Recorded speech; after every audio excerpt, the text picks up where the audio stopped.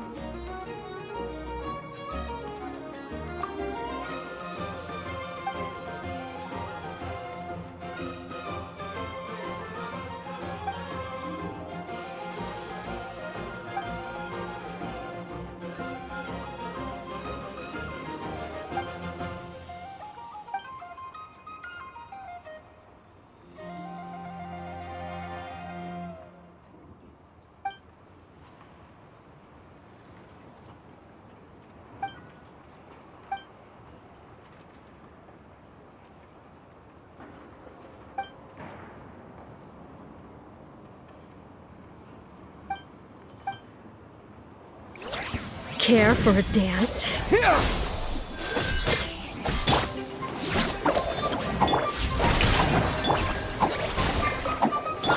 Incoming. Nowhere to hide.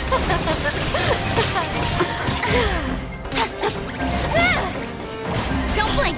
Dance with me! The show's only just begun. Speed of light. Hey! The curtain falls.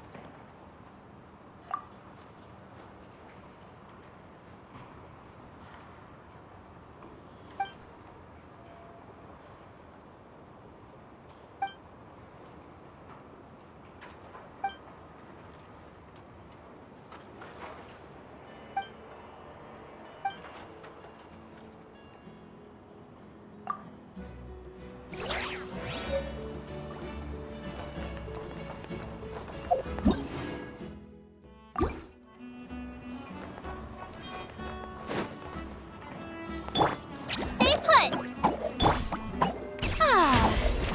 May I present?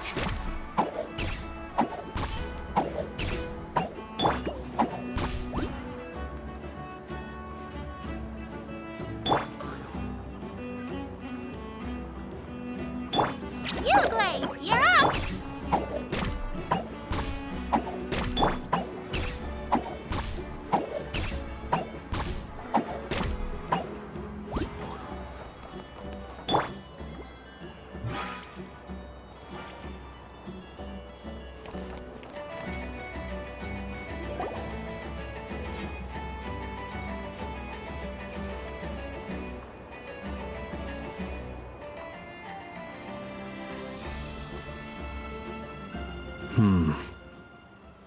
I can barely sense any Kuvaki at all. This whole area feels like a soulless husk. Looks like his appetite truly is insatiable. As if the power of that energy cannon wasn't enough. He's not seriously still getting stronger? What's his endgame here? Everyone's here already. Hey, we made it. So, what's going on? We've all been on high alert since we split up a few days back, expecting Rerir to strike again. But it's like he just vanished into thin air. No one has seen him nor found any trace of his presence. That is, until this morning, when a ratnik found signs of wild hunt activity while out here on patrol. As you can see, the Crystonite itself is physically intact, but the Kuvaki it contained is all but completely diminished. And we're sure that Rerir did this. Who else? He's the only one who could pull off a stunt like this. Kuvaki loss has reached critical levels. Reikir of Solnari set to maximum threat level. Warning, unless de-escalation measures are taken soon, he will pose a threat beyond our ability to contain. The consequences could be catastrophic. Traveler, do you remember when we encountered Rerir just after regaining his body? There wasn't a shred of sanity left. Nothing but madness and rage. Yeah, didn't he shout out a bunch of names? Then he started raving about how nothing in this world mattered to him. Oh, Paimon gets chills just thinking about it. Oh, but the thought that he's still out there, lurking somewhere and not cry, waiting for his chance to strike? Oh, even chillier. Last time we fought, we were already at a disadvantage. If he has such overwhelming strength, why would he suddenly go into hiding? Yeah, if I were him and I wanted more Kuvaki, I'd just take it by force. No point staying in the shadows. Unless something went wrong. His whole resurrection thing didn't exactly go smoothly. The other thing is, How does someone who's completely lost their mind still have the wherewithal to cover their tracks so perfectly? Beats me. According to certain medical studies, insanity does not always entail a complete loss of rationality. It may be that he is simply living in a world of his own. That actually sounds about right. He was ranting away to himself the whole time, like he had zero interest in talking to us. There are many unanswered questions here. He could be right under our noses, and we'd still be in the dark. Besides his name and title, we know little about him. Certainly nothing about his past, or what he might be hoping to achieve. Exactly. And we wouldn't even know where to begin looking. Even Boss hadn't heard of the Rahir of Solnari before all this. I'd be willing to bet that even if we gathered together every scrap of intel in Nodcry, we still wouldn't find more than, like, 3 useful facts about him. So, if we do nothing, he'll just keep getting stronger. But if we want to investigate him, we have no idea where to look. Last time we had Marionette and her big robo-buddy to help us, and we still barely held our ground. If we had to face him alone... Oh, Paimon's head hurts just thinking about it. What are we supposed to do against a threat this big? Well, I do have a little hunch about his next move. Given that he attacked the quarry, I'd say it's likely he'll target other places rich in Kuvaki. Somewhere like the Eye of Krati, or the Pillar of Embla. One thing's for sure. If we just sit back and let him keep absorbing Kuvaki, we really won't stand a chance against him.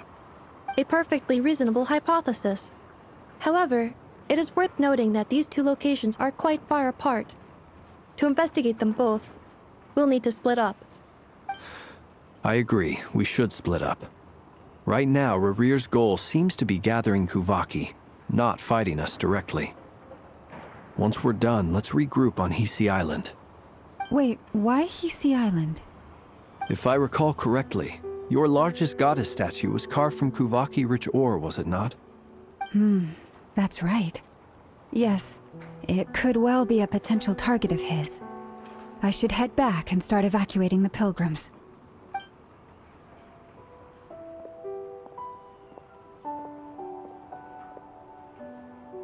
Splitting up's always gonna be risky. But I guess we don't have much choice, right? We're in a race against time here. And if we do run into Rarir, what then? That's when you follow the 3rd rule of treasure hunting. Run like the wind. Didn't you say the 3rd rule was go with the flow? I don't know. Did I? Anyway, whatever. In this situation, go with the flow means go find backup. Agreed. If anyone finds so much as a trace of Rarir, do not pursue him. Get out of the area and alert the rest of us as soon as possible. We need to put safety first. All right, we'd better get moving. Come on, Inefa, let's go.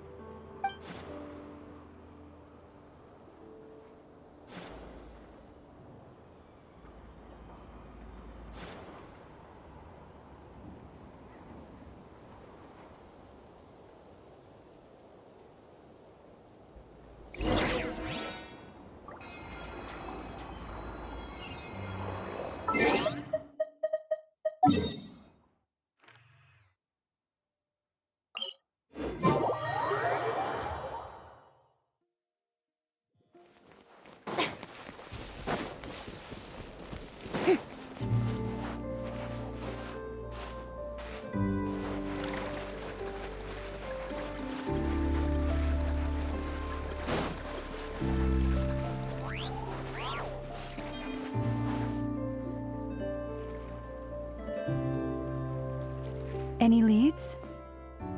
Nope. Diddly squat. No clues to where he might be hiding. It's like he's a ghost. It feels like we're sitting on a powder keg that could go off at any second. Oh, I hate this feeling. I'd rather face him head on than be left hanging like this. So, you guys didn't find anything either?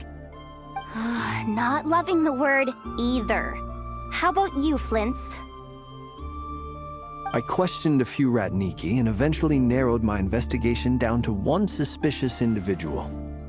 But by the time I got to his place, he was already gone. Almost as if he knew someone was on to him. Either that, or he's just extremely cautious and doesn't stay in one place for long. He's been biding his time for a while now. The question is, where or what is his next target? No idea. Since regaining his body, he seems to have lost all interest in the fragment in my possession. If he did still want it, he's had plenty of chances to take it. All we can do now is hope that Ino and Anefa turn up some leads. Darn it, Rarir. If you've got the guts, come face me one-on-one! Wait, he's actually here? I didn't mean it, I swear! No, it's coming from Silver Moon Hall. The Lady Kutar might be in danger. Let's get over there, quick!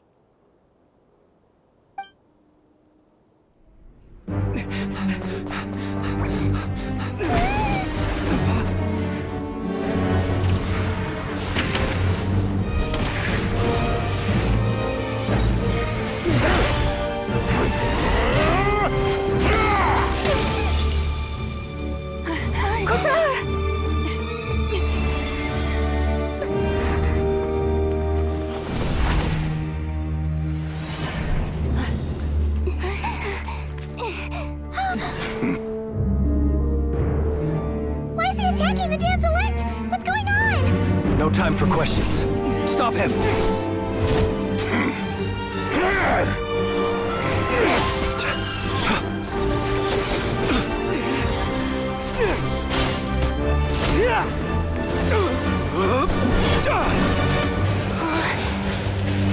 This is insane.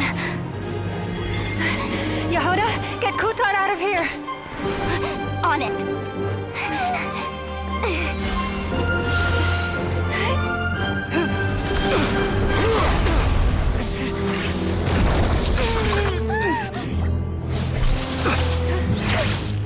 Look where your feeble light has gotten you. Now you shall plunge into darkness. Thalindus, soon I will find a way. Watch out!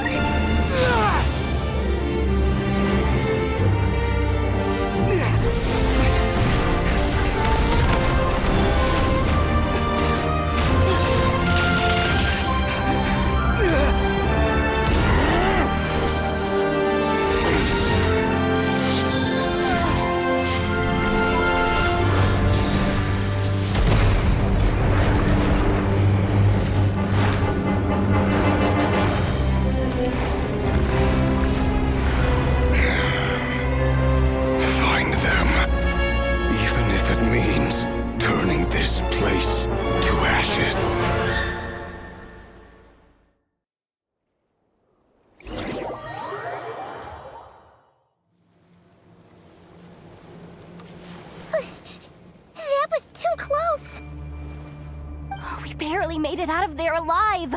What's that guy's deal? How'd he get so crazy strong? He's a threat to this entire nation. I doubt his strength could even be measured by conventional standards. I have a question.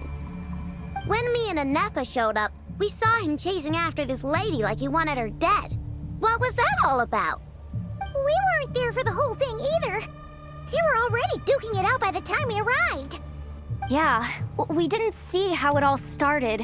It all escalated so quickly, we had no choice but to step in. Kutar, can you shed any light on the situation? Kutar. Cross-checking database. I see. So you're the one that the Frost Moon Scions refer to as the Moon Goddess? Wait, she's the moon goddess? Oh, no wonder she looks just like all those statues. There are many reasons why people might worship the moon, and just as many why they might despise it. I've never met that person before, but there was no mistaking his deep-seated hostility towards me. Why he holds me in such contempt, I cannot say. But since he hunts the power of the moon, it's no surprise that I am a target. Kutar. There are many potential motives. For instance, you help the traveler escape his grasp. This could be his way of taking revenge. It is also possible that he covets the Kuvaki inside you and seeks to take it for his own. The list goes on. But right now, devising a counter-strategy should be our #1 priority. The likelihood of this location being discovered is close to 100%. A counter strategy? But we don't stand a chance against an enemy like this. Surely our only option is to run. He's not gonna chase us to the end of the world, right? So as long as we can sneak out of Nodcry undetected. No, I can't say that. Come on, Yehoda, this is serious stuff. You can't suggest we all just chicken out. Running is our only option. Huh? You seem surprised, but what other choice do we have? We are facing an enemy we cannot possibly defeat in battle. Well, I mean, yeah, but still. It's not too late. I can distract him, so you have plenty of time to make your escape. Wait, what? You're gonna act as bait? Doesn't that make sense? I'm the one he's after. There's no need for you to risk your necks on my behalf. A coyote doesn't stop for bypassers while it's howling at the moon. What is it, Loma? The Frost Moon Scions have already grown accustomed to life without their goddess. My presence here is no longer essential, and this is not my home, so you needn't ask me to stay. We can't just roll over and let him get away with this. That's not our style. Yeah, we can't just call it quits after everything we've been through together. Besides, she'd pretty much saved my life back there. If I just ditched her now, I'd never forgive myself. We can't overlook that you have saved our lives multiple times now. To talk of returning the favor would be a little crass for my liking. But suffice to say that we are friends, and friends look out for one another. River's true objective remains unclear. Even if we were to sacrifice Miss Kutar, there's no guarantee he would stop. But Kutar, I know why you left the Frost Moon Scions so long ago. It was because people started treating prayer as a form of trade. They would make self-centered wishes, force you to accept meaningless offerings in return, and then expect you to perform miracles for them, as if that were their entitlement. If it were me, I might have walked away too. But I believe that time can change everything, and that sometimes it takes losing something precious to appreciate its true worth. After much reflection, I've realized that this was never about whether the Frost Moon Scions need you. Any relationship based on need is purely transactional. What I truly hope is that you'll choose to stay, not out of obligation, but as part of our family. You were born here, and now you've returned. Who knows? Perhaps it was the moonlight that guided you home. thank you, Lauma. But my power is on the wane.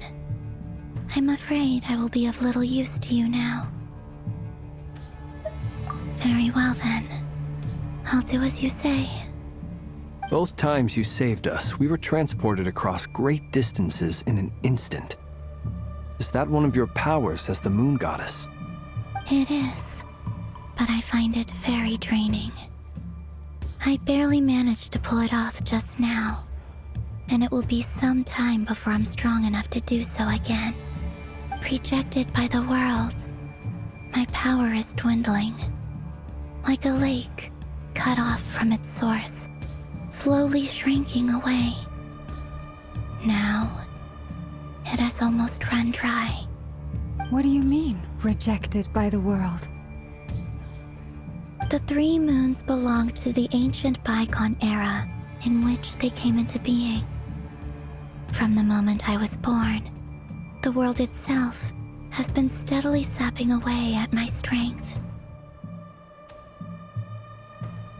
The 3 moons are not one and the same. As the goddess of the Frost Moon, I cannot wield the powers of the other 2. Yet moonlight has a way of blending together. Each can reflect the other's glow. So when our fingers touched, I was able to restore my strength by drawing Kuvaki from the eternal moon's marrow. But this method of recovery is painfully slow. If only we could find the... It's the Wild Hunt! Even faster than we expected. We'll have to finish this conversation later. See how those Wild Hunt creatures are running away from us. They're likely just a scouting party, which means Rerir won't be far behind. Then what are we waiting for? Let's get the heck out of here!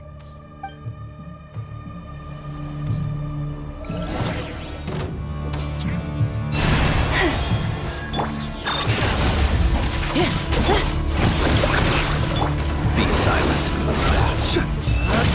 Oh, they just keep coming! This is driving me nuts! Rerir's closing in on us. We need to pick up the pace. There's too many of them! And this time, we can't fall back on Kujar's help to escape! If this goes on much longer...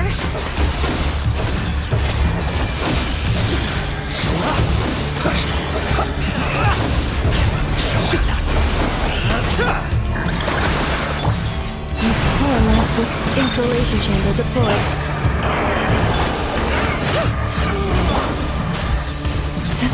Be silent. Close your eyes.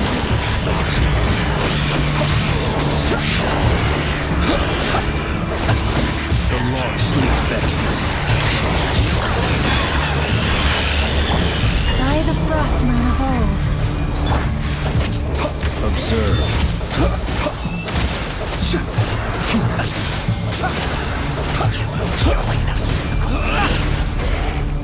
Close your eyes.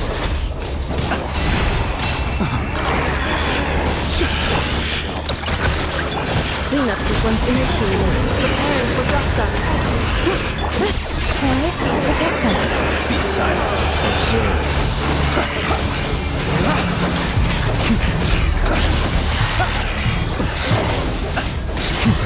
Close your eyes.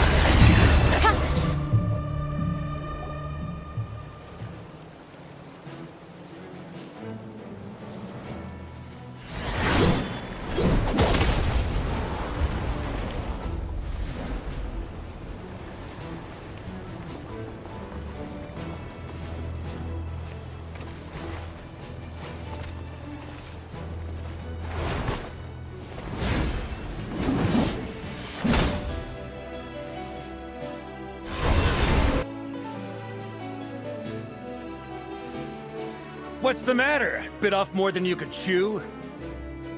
Who are you? Uncle Varka! You're back from Amsvartnir? Whoa! You're Varka? Grand Master of the Knights of Favonius? We could save the intros for later. Right now, let's get you all out of this hellhole. Follow me. I know somewhere you'll be safe. Oh, is that where I think it is? That's the one. Come on, move! There's no time to waste.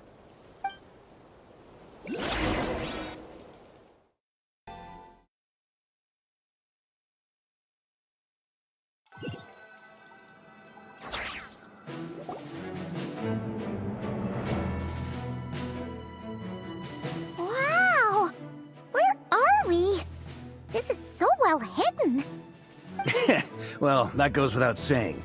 This is the Knights of Favonius' meeting place in Nodcry, and a contact hub for the Northern Intelligence Network. AKA, the black market of intel. No matter what faction you're with, it's the place to buy and sell information. Their headquarters are in Nodcry, but they've got contacts in every nation. As an expeditionary force on foreign soil, working with them has offered us the most effective way of getting our hands on reliable local intel.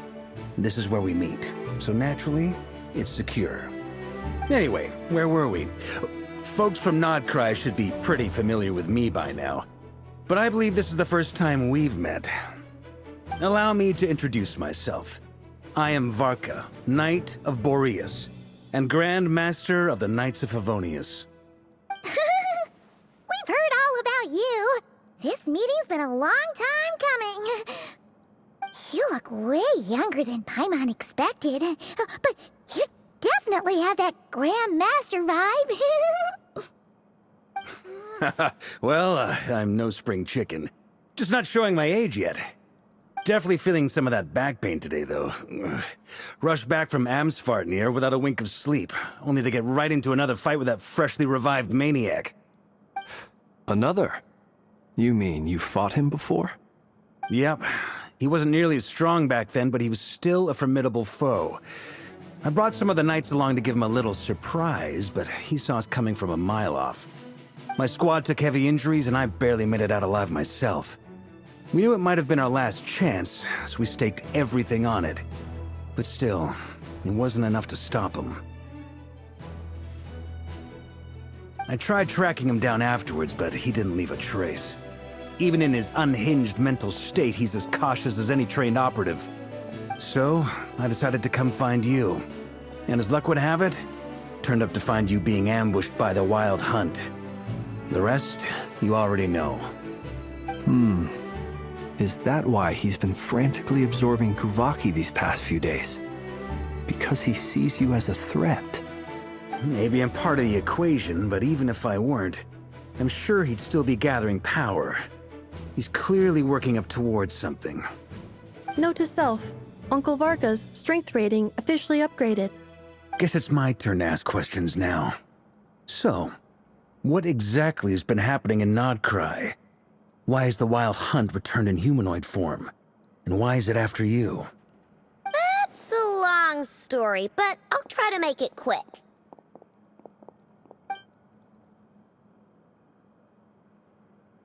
Wow, I had no idea so much had happened. Sounds like you guys have really been through it.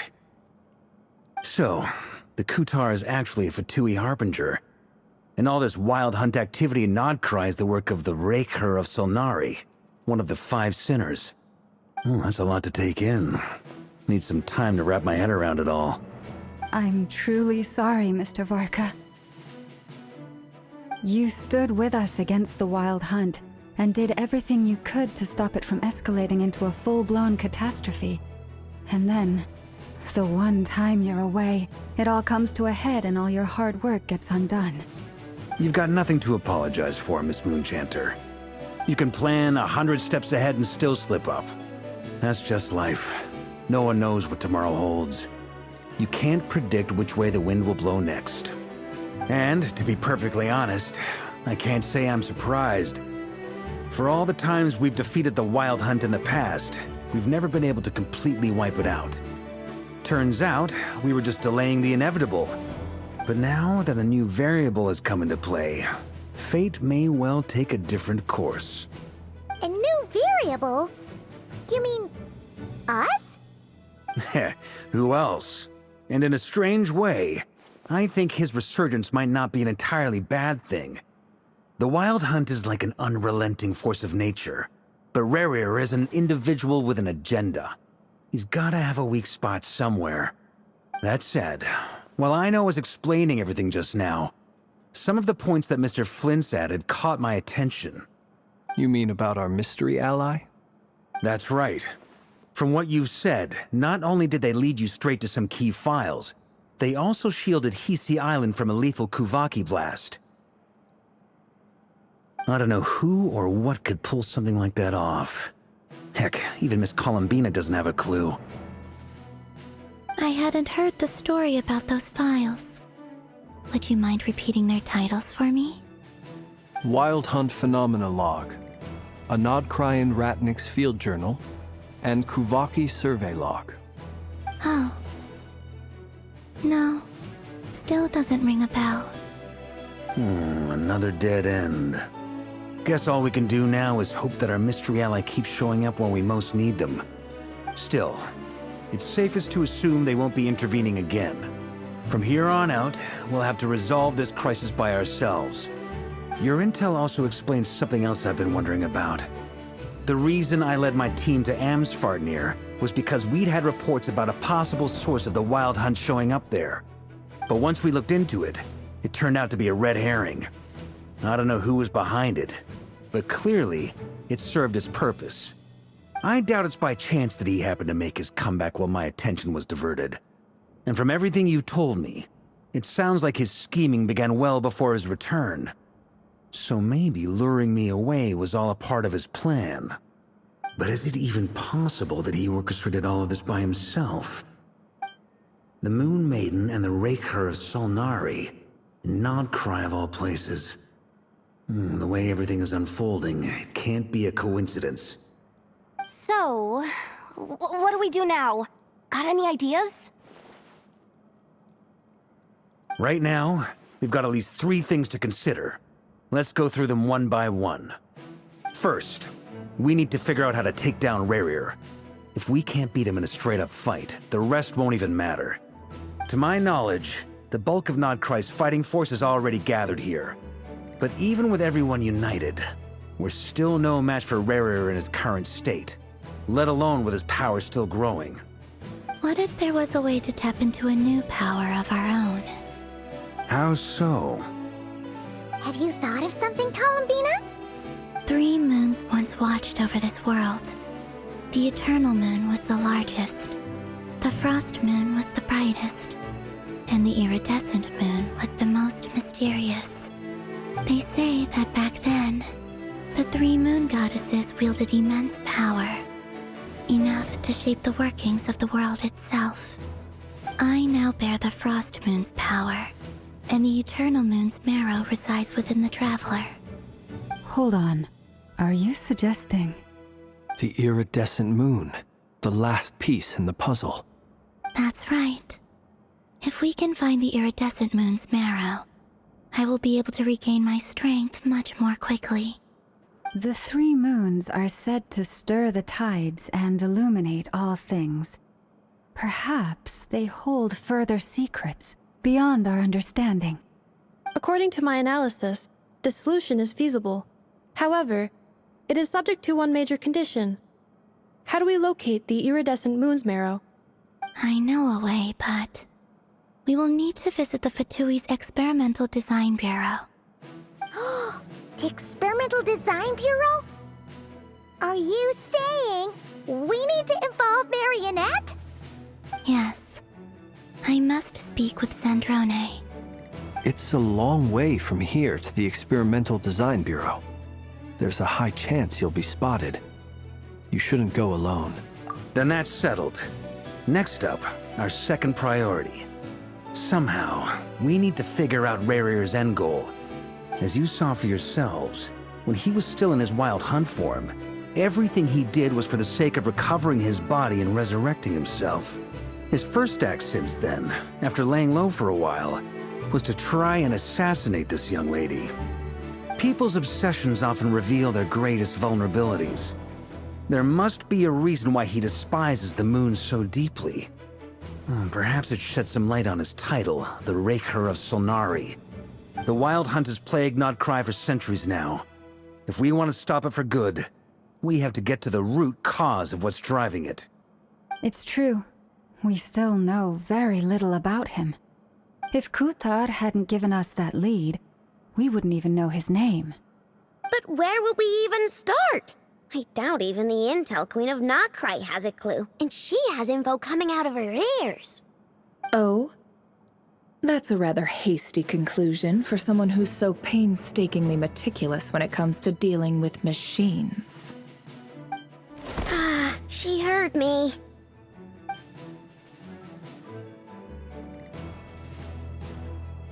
Boss! What are you doing here? I'm now asking myself the same question. I received a letter from a humble knight of Favonius, requesting a meeting to discuss a major business deal. But it looks like this humble knight had something else in mind. Details, details. Miss Neffer, the important thing is that you've arrived at the perfect time.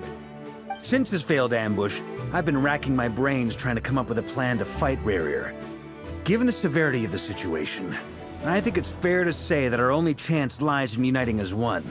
And I'm talking all the factions in Nokrai. We can't do this without the Curatorium, but I knew it'd be a tough job to win you over. So, I took the liberty of reaching out for a little chat. Wait a sec. How did you even hear about this place, Neffer? Didn't you say this is meant to be the Knights of Favonius' meeting spot? And a contact hub for the Northern Intelligence Network? And isn't it supposed to be super hidden? You really think he could have gotten settled in Nodcry without my help? Besides, I'm the one running this gig. Of course I know where the meeting place is. Allow me to introduce the current head of the Northern Intelligence Network. If it's intel you're after, she's your woman. Pretty much seen and heard it all. Please spare me the flattery. Let's cut to the chase. Seems like you've run into some trouble, huh?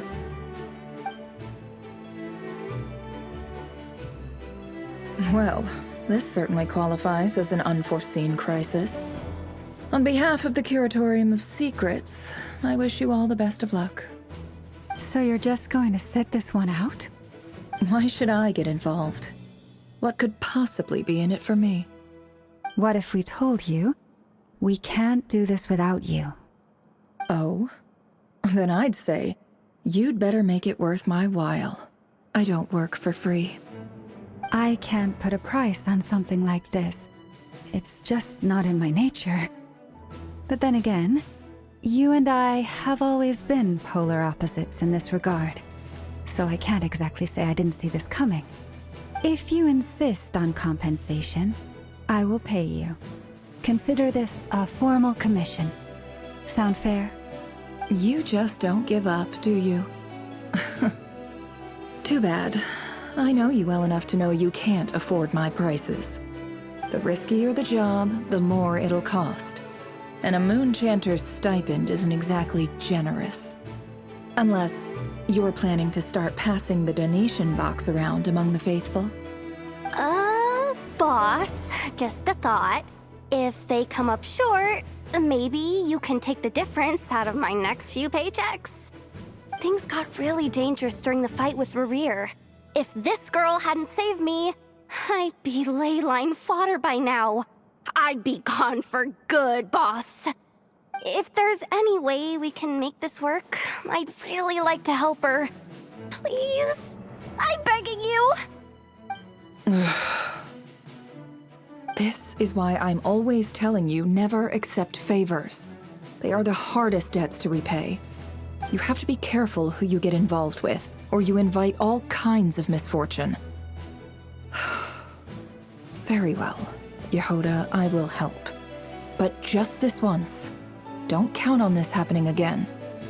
Flynn's, that fragment that Rarier was after, do you still have it on you? Of course. Let me borrow it. I need it to follow up on some leads. Wait, you actually have some leads? Shh. This is top secret information. I get it. We all have things we'd rather keep to ourselves. Plus, I know we can count on you, so we'll leave the intel gathering in your hands. And that brings me to the third and final item. We need to find a way to distract him. We need time to make our move, so someone will have to stall him. I'm in for this part, no matter what. Anyone coming with? Count me in too. Come off it, you two. Quit playing heroes. I'm way ahead of you here.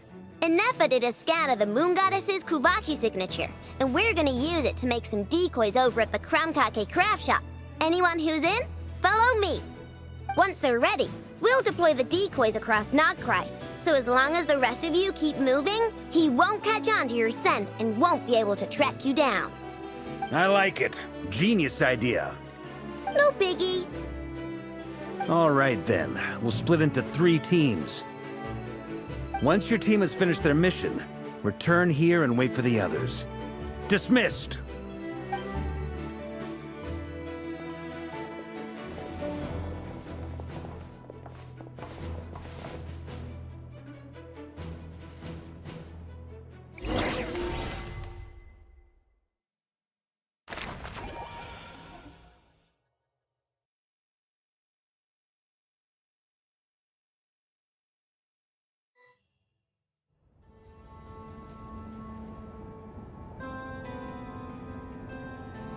Lady Damselette.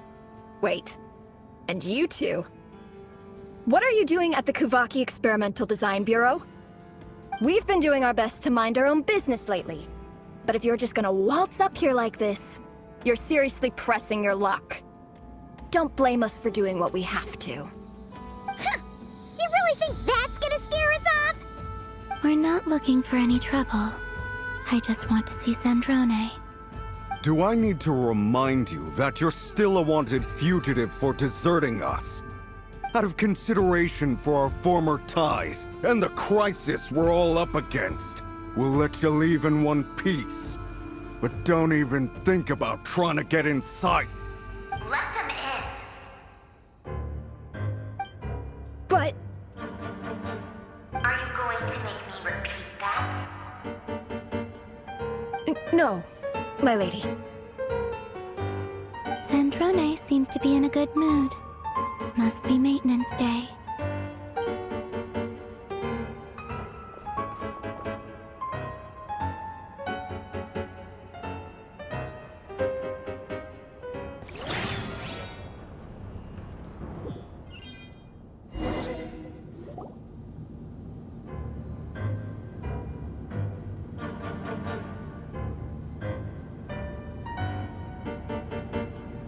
So tell me, to what do I owe the honor this time? Actually, before you answer that, just so we're clear, we're not colleagues anymore, Columbina.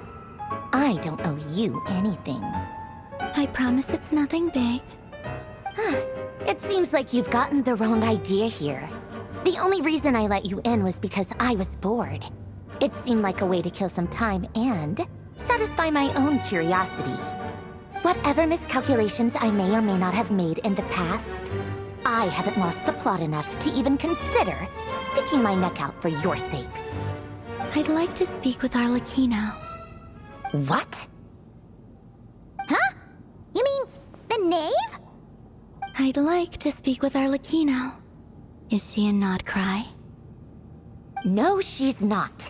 Once the work on this facility was completed, she went back with the Rooster and Regrator. The only ones in Nodcry are me and... What is it you need to speak to her about anyway? Rerir is hunting me. If I'm going to face him, I must first retrieve the lost moon.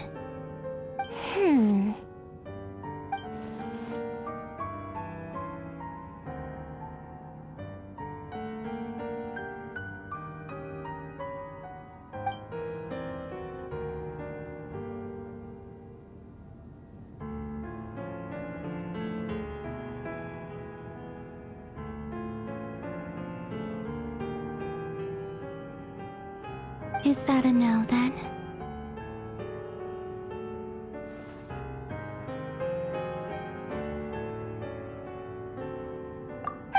As if I need reminding. I was this close to settling things with him before someone decided to whisk me away to their weird little garden. Have you held any tea parties lately? Tea parties? Yeah, obviously. You don't seriously think we'd pack it all in just because you aren't here. If anything, they've been more eventful than ever. Just me, Arlecchino, and a bunch of insolent, insensitive guests who won't stop asking where you've gone. Oh, they've been a real joy. I bet you served them the worst tea you have. Just like you used to do to me when I upset you. Who cares about how good the tea is when there's no one around to drink it? I keep losing people. First Rosaline, now you. I'm running out of people who can make me laugh. Honestly, what could be more ridiculous than a multi-centenarian goddess who's only ever had the plain herbal tea she received as offerings? You'd always brew a different type of tea for me each time. Was it really just to see how I'd react?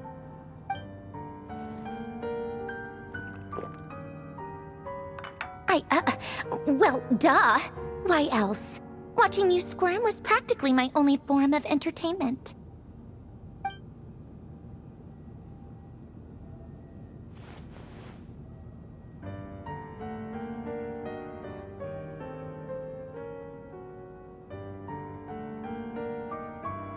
Oh, yeah. And Capitano sometimes used to bring Tartaglia around, too. But I guess we won't be seeing him again. Well, I guess we are overdue for a get-together. Polonia! Have Febronia pass a message to Arlecchino for me. It's time for tea. Will suffice. Pass along a message for me, too, if you would. My body cannot contain the marrow of 2 moons, so I'll be leaving one of them in her care. Excuse me? Who said you were on the guest list? If my tea meant that much to you, maybe quitting the Fatui wasn't your brightest move. Back when you were under the Tsaritsa's protection, no one would have dared come at you so openly. But that protection didn't come for free. In fact, I paid dearly for it. At the end of the day, it was just another transaction. I just got tired, that's all. I never wanted any part in their grand ambitions, and I've had enough of being treated like a bottomless supply of power. It brings back memories from the old days, when I was still worshipped as the moon goddess. Centuries on, it may be a different group of people, but I see the same greed in their eyes. I figured you'd leave eventually. You didn't have as much of a reason to stay as I do. The Tsaritsa gave you shelter and protection, but that was it. Nothing more, nothing less. Meanwhile, the Fatui demanded everything from you in return, until it was more than you could bear. I get why you left. And frankly, I have no interest in dragging you back just because the higher-ups told me to. But if you keep hanging around with this riffraff, the next time we cross paths, we might be enemies for real.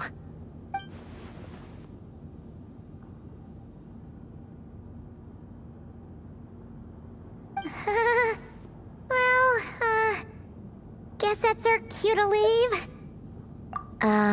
That might be your plan. But it sounds like someone else wants you to stay a little longer.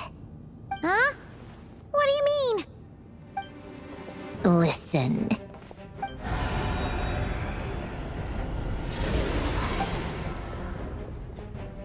My lady, it's the Wild Hunt. A horde of monsters is headed straight for the facility. Another uninvited guest trying to crash my tea party. Clear the area. I'll handle this. Wait, what? You want us to leave you here by yourself? Huh. You'll be lucky to make it out of this alive. You really think you can afford to worry about me? Go on, get out of here. You may have stopped Polonia from crushing him last time, but I've made sure that won't happen again. The entire Experimental Design Bureau is rigged for war. Stay and watch if you want, but it'll be at your own risk. You're not flagged as friendlies in the weapons system. Don't tell me what to do! Look, if you're leaving, make it quick. Or you'll just get in my way. There's a secret passage on the second floor. It'll take you right to the plains out back. Stare all you want, Columbina. You're not getting another invitation to my tea party. I know. But thank you anyway, Sandrone. This is exactly why you shouldn't hang around with those people. All their melodrama and sentimental nonsense is rubbing off on you.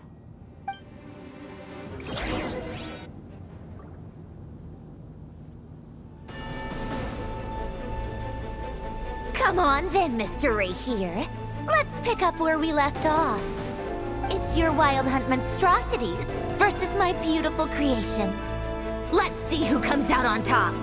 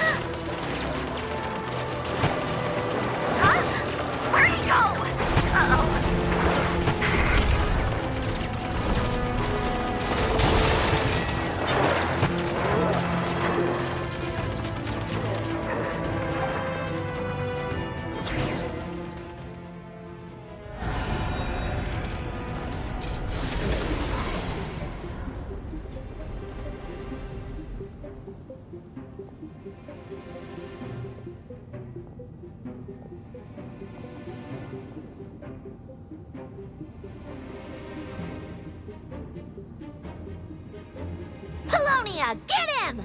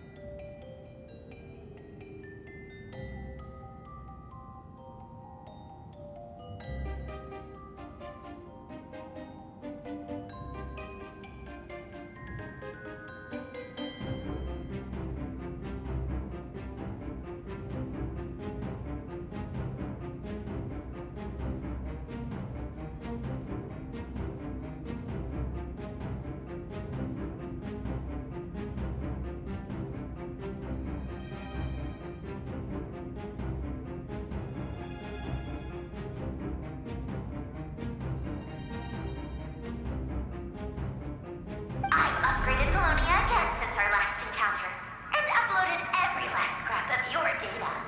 So let's finish this, once and for...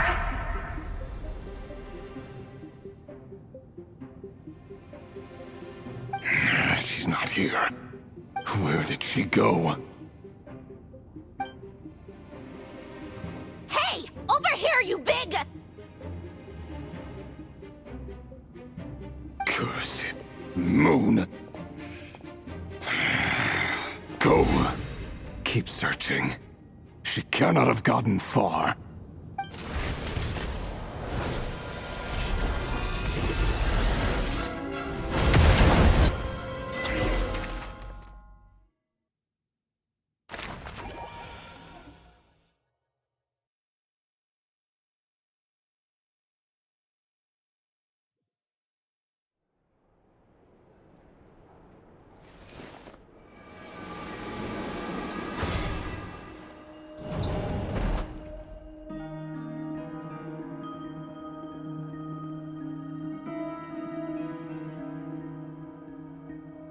So this is your method for investigating Rarir's past?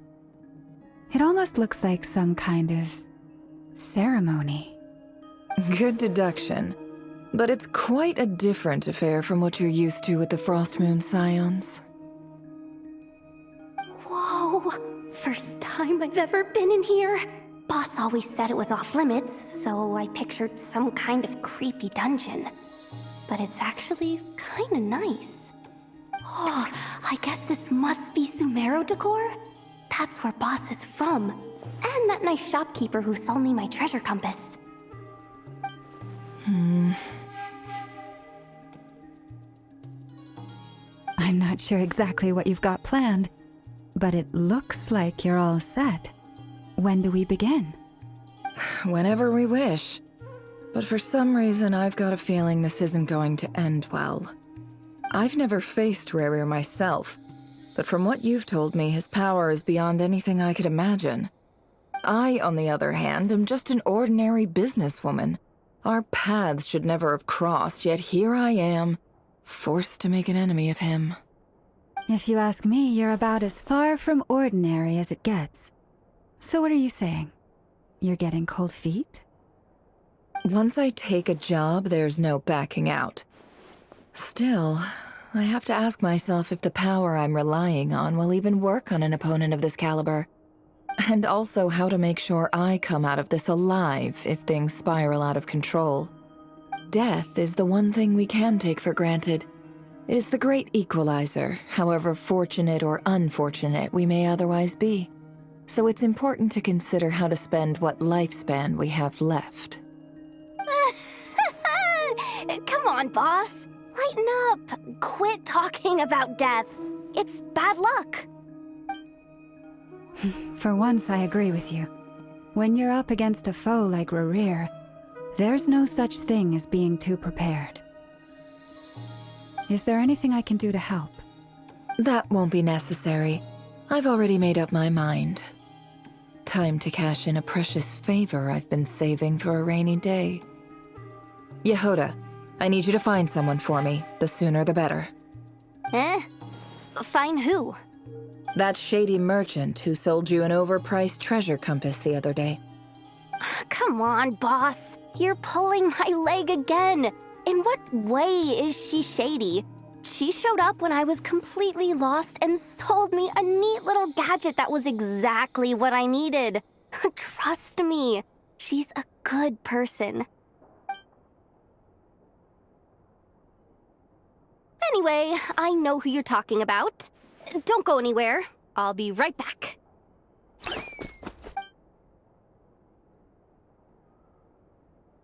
Quit grabbing me. I genuinely can't run any further.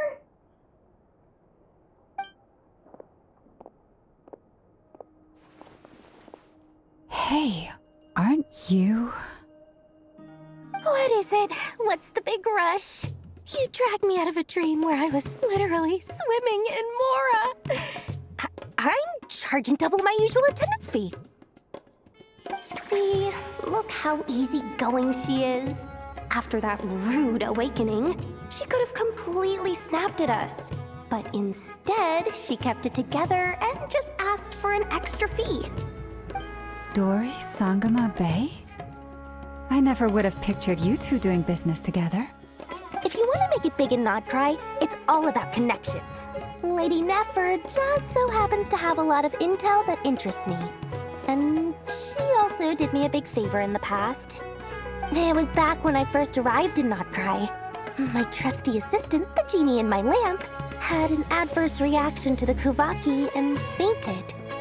And wouldn't you know it, that's when I suddenly find myself in a life-or-death situation. Good thing my compatriot was there to swoop in and save the day. I've been giving her a 30% discount off all of my goods ever since. Now, so that no one here feels left out, I'm willing to extend a 20% discount to fellow friends of Boss Nefer. Plus, any other friends you send my way will enjoy 10% off. What can I say? The great Lord Sangama Bay is nothing if not generous. So, let me guess. You've run into some trouble? I've got everything you could possibly need. And the more you buy, the more you'll save. You guessed correctly. What have you got in the way of survival gear? The one type of gear I've never been short on. What are you looking for? A jetpack fresh from the Academia's labs? An ancient suit of armor dredged up from the bottom of the sea? At the very least, I need to know what kind of opponent you're dealing with here. If even you're worried about staying alive, it must be pretty serious. What if I told you it's someone with the power to bring a nation to its knees? Is that so? Then we really are talking top-shelf treasures. I don't have anything like that in stock right now. I'll have to ask my supplier. Your supplier? A powerful woman, make no mistake.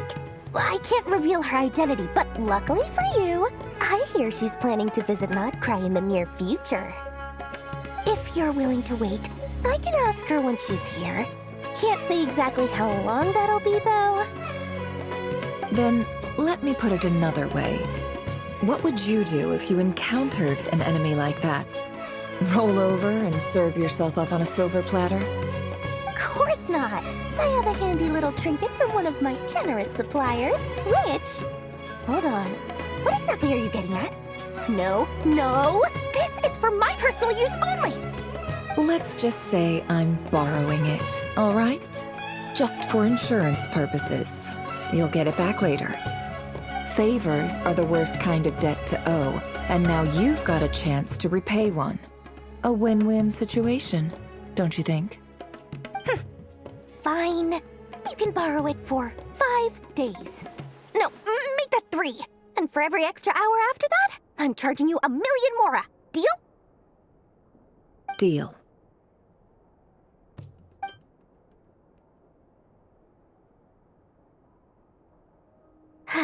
What a way to start the day. Now, was there anything else you wanted? Or can I go back to bed now?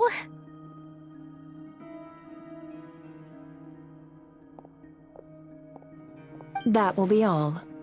Take care now. Don't trip up on your way back, friend.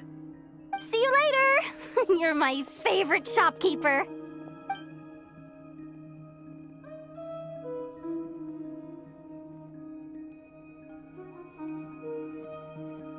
Excellent. Everything is well and truly ready. The ceremony can now begin. After initiating the ceremony, your minds will follow me wherever I go. You will see many strange things in your mind's eye. So remember, don't be frightened, and don't make a sound. Now then, let us peer into the Raker of Solnari's past.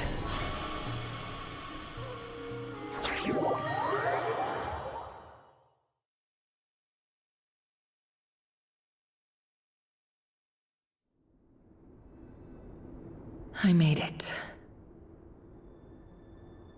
I don't recognize this style of architecture. Must be Conrian. Simple furnishings, table and chairs. It's a more ordinary house than I might have expected. Looks like the fearsome Raker of Solnari came from surprisingly humble beginnings. Unless this passed for luxury in Conria. Unlikely. It was said to be a very prosperous nation in its heyday. Anyway, I'll keep exploring.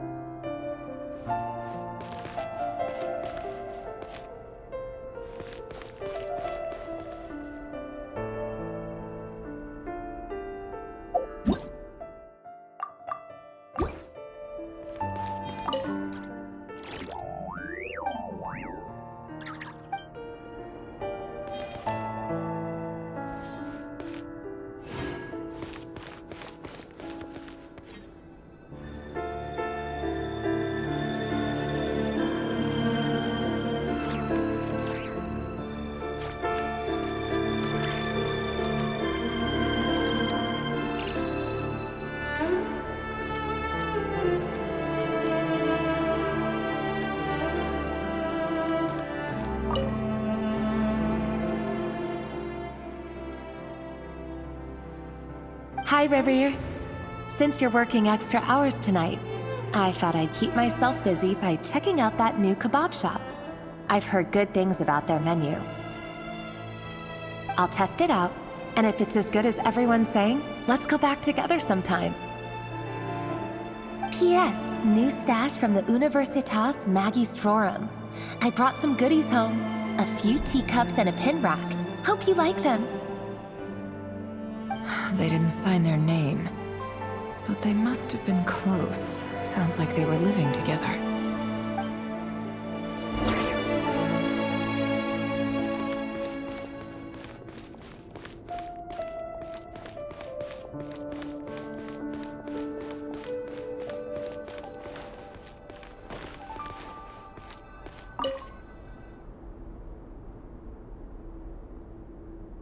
I went over to Joseph's for drinks today. They have a fine collection, but I went alone. Felindis was tied up with something and couldn't make it. Joseph asked why I came alone, but I didn't really have an answer. He then went on to ask about other things. If you ask me, someone who asks that many personal questions is too nosy for their own good. But if he invites me again, chances are I'd still go. The Lindis. That's the same name Rerir mentioned. Crane imports keep falling. If things don't pick up, we'll soon be back to meat and mushrooms only. Honestly, I'm not a huge fan of that new type of mushroom everyone's been into lately. Didn't it start out as a lab-grown variety? I heard it's even mildly corrosive. Seriously, why would you even eat something like that? I don't care if it's an impressive feat of alchemy. That just isn't the kind of thing I like to eat. grain has to be imported, and they're eating a diet of mostly meat and mushrooms. Could it be because Conria is underground, so it doesn't get much sunlight? That would explain why they use so much stone in their buildings. They even use alchemically modified strains for food. Seems like the people of Conria don't have many options when it comes to dining. I've just about saved up enough now. Time to buy it and keep it somewhere safe. Making a big purchase. I wonder what it is.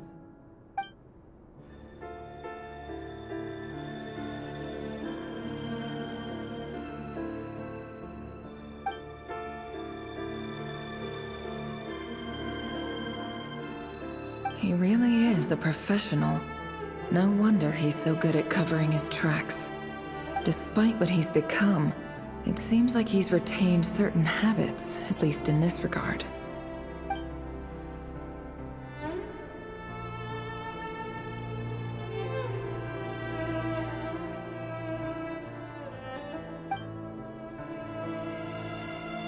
Did Rary rip it out himself?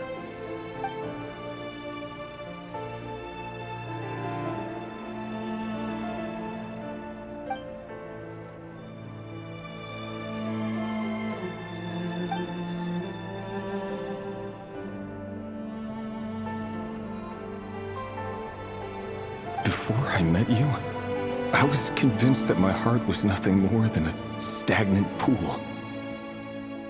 The burial place of a fallen moon. A withered, windless grove where the waters rested forever unrippled. It was you who helped me see that my heart hadn't entirely withered away. That it could still beat to the rhythm of love. This is just trivial sentimentality from the looks of it. Why would he go to the trouble of hiding that? The burial place of a fallen moon.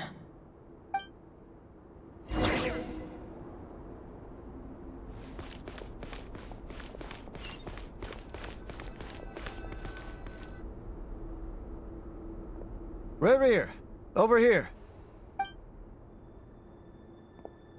Dane! Oh, and, Vedalfin here? What a surprise to see you here, sir. Hello there, Revere.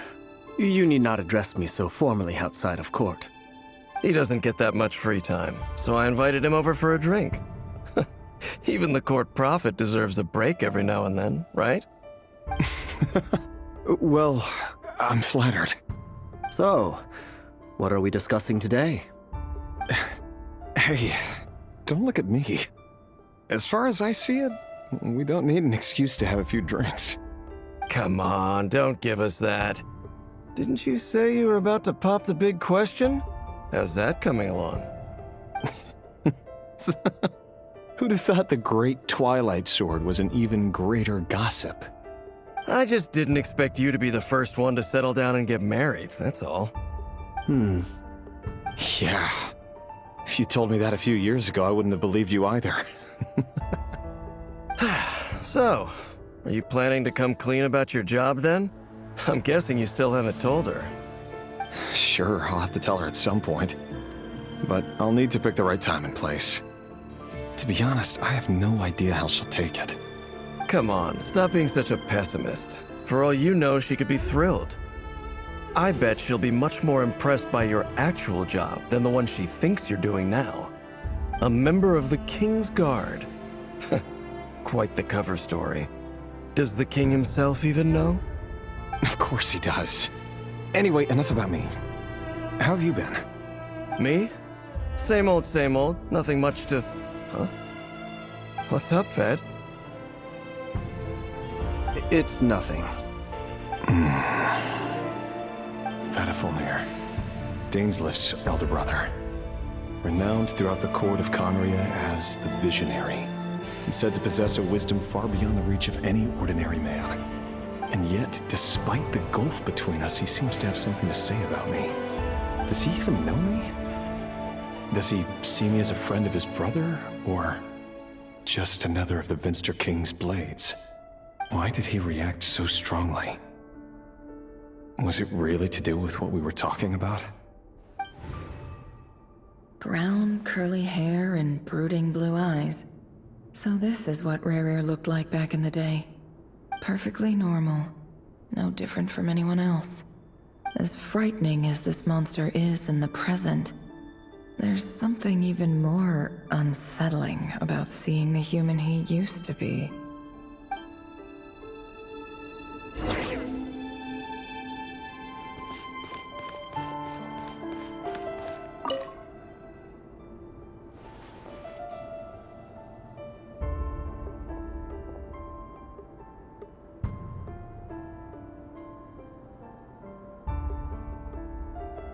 Felindis? You're back early? Our equipment's being serviced today, so I got off earlier than usual. How's your day been? Aw, why the long face? Is something the matter? Has your boss been giving you a hard time again? Went for a drink with Dane and the others after work. Isn't that a good thing?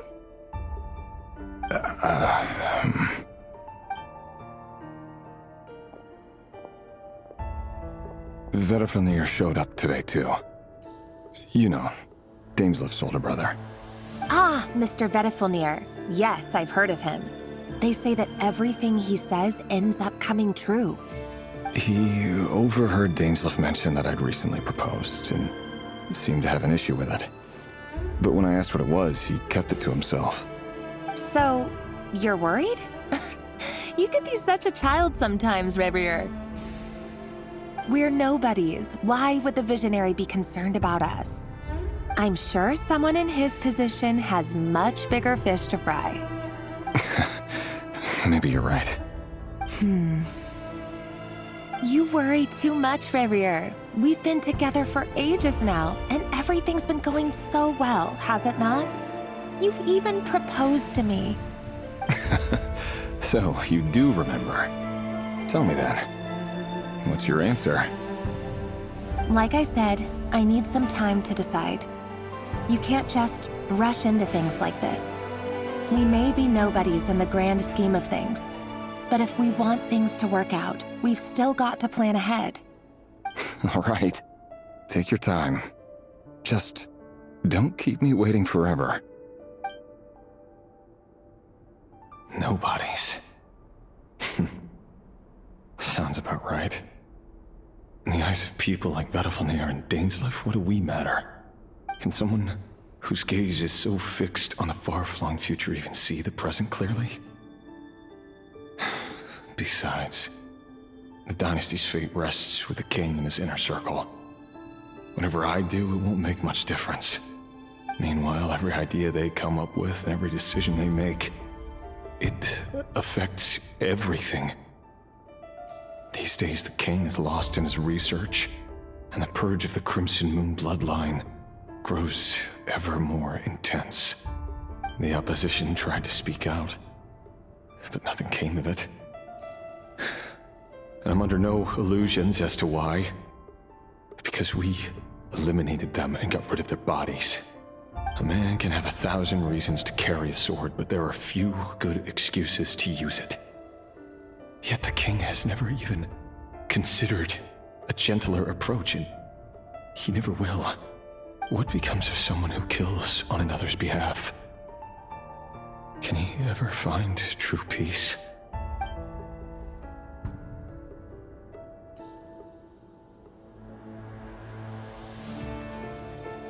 Felindis,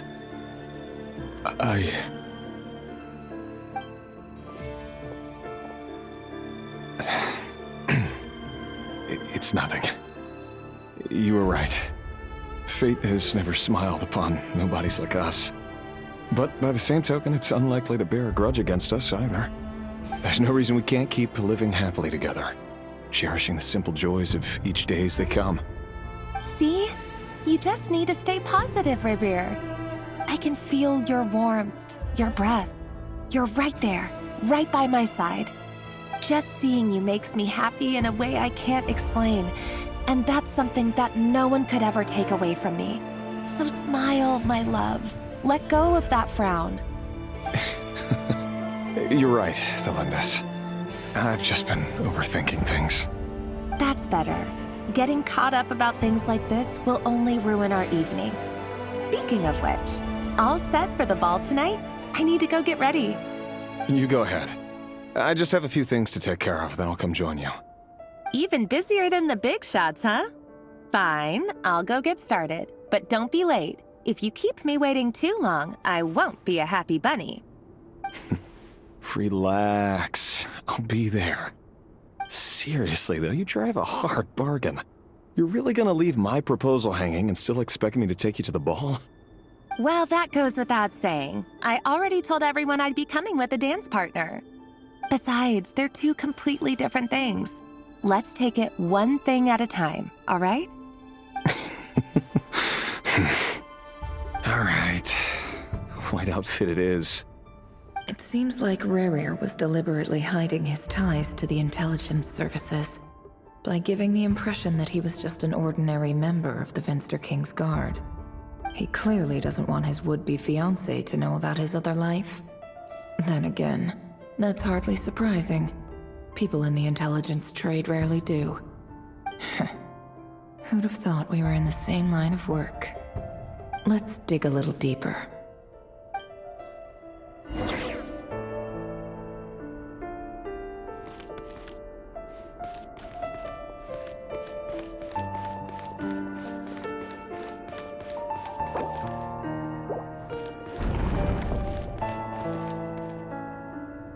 Our last operation was a resounding success, and all thanks to you, Reihir of Solnari. In total, we apprehended 32 dregs of the Crimson Moon, and 67 accomplices. After all these years since the dynasty's fall, so many of them still linger on. Indeed, it cannot be denied. Yet it was destiny that the Crimson Moon should be overcome by the eclipse, and that His Majesty, the all-seeing Venster King, now guides our nation on the path to prosperity. Conria has no further need for a dead moon. But alas, there will always be those who refuse to see the truth, choosing instead to romanticize the past. That's not entirely true. Much about the Crimson Moon era was worthy of remembrance, and that's exactly why they keep trying to see it restored. Many of its secrets remain unsolved to this day. As it happens, that's precisely the field of study my partner is devoted to. You still haven't told her what you really do for a living. Where would I even start? How do you tell someone that you're one of the king's hand-picked executioners?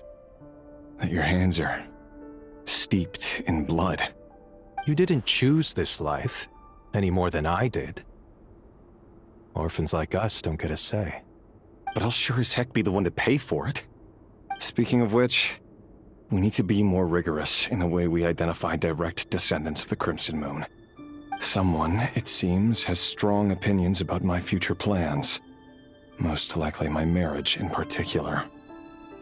I have a feeling that we may soon become targets of the Crimson Moon's retribution.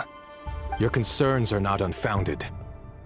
They've taken out many of our colleagues these past few years, and for that very reason. These are no helpless lambs we're leading to the slaughter. They're wolves in sheep's clothing. Take care, Reihir of Solnari. I look forward to toasting you at your wedding. Thanks, Thorkel. You look after yourself, too.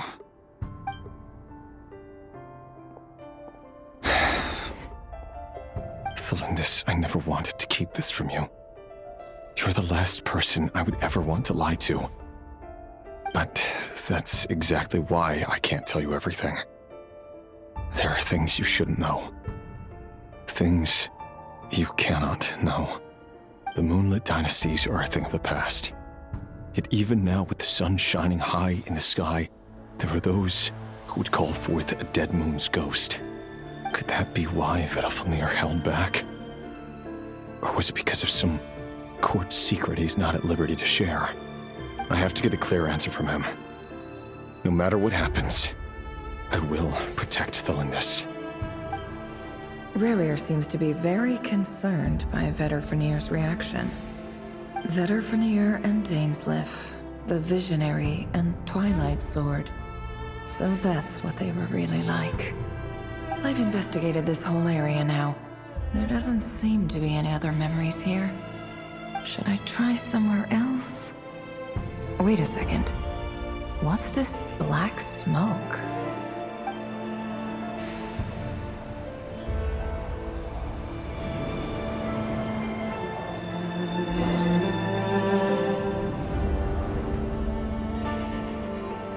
So, he's late after all.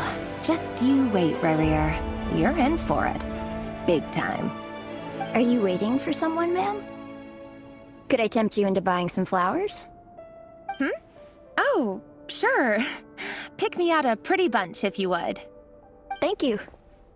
But I'm afraid none of them are as pretty as you. For someone so young, you sure have a way with words, don't you? I'm only telling the truth. Look me in the eyes. You'll see I'm not lying. May we have a word in private? Who are you? And what do you want? It doesn't matter who I am. Too many of our kind have fallen lately, so I decided to take the risk of reaching out. Not long ago, the Ray here of Solnari led an assault on one of our strongholds. We suffered many casualties, and many who came to our aid lost their lives as well. Sorry, I don't know why you're telling me this. And I don't want to get involved. Wait, hear me out. This time we finally got a clear look at his face and learned his true identity. His name is Rarier, and he claims to be one of the King's guards. What did you say? A cruel irony, isn't it? The man you're set to marry leads a double life as a brutal executioner. But surely, you must have caught a whiff of the blood on his hands. Why are you telling me all of this now? Simple. It's because... How strange. Rarier was nowhere to be seen in that memory. It clearly belonged to Thalindis. Rarier couldn't possibly know what happened if he wasn't even there. Why would her memories appear in his fragment? The ceremony won't last much longer. I think it's time to call it a day.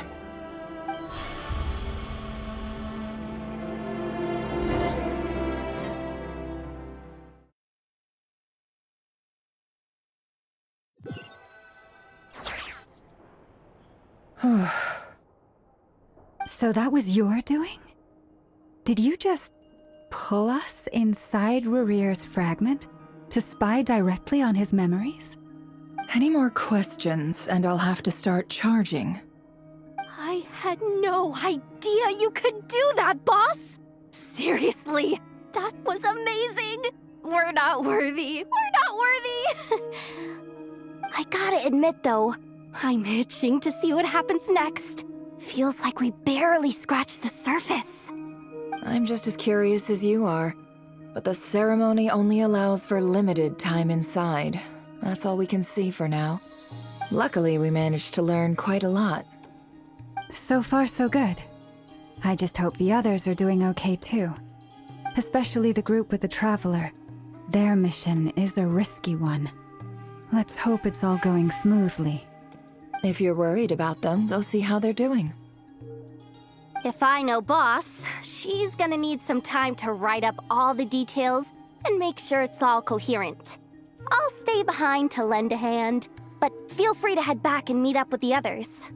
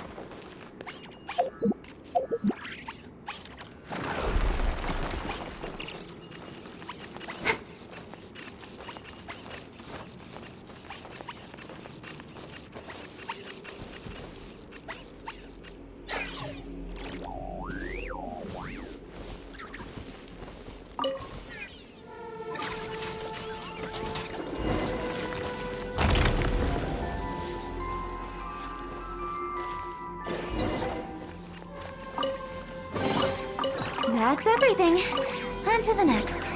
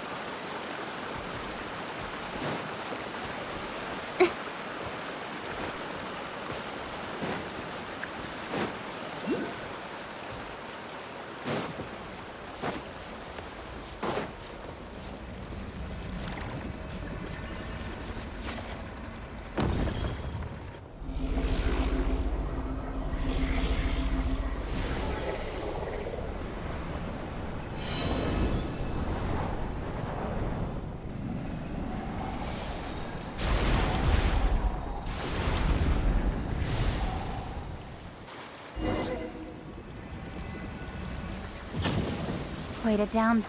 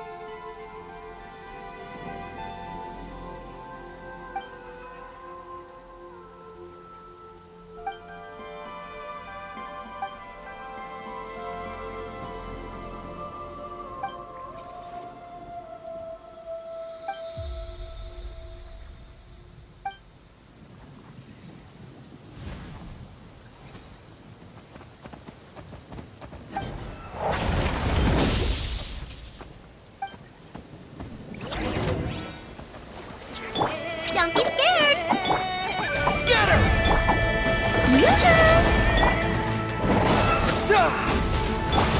Incoming! Ready, go! Let the world collide! Don't blink! Propagate! With sword comes shadow. Speed of light! Hey! You, Glaze! Shower me with praise!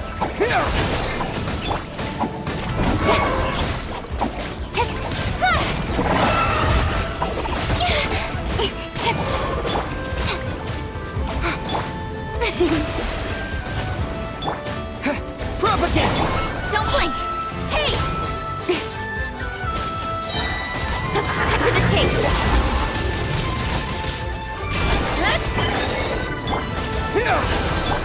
Stay put! Oh, brilliant! Speed of light!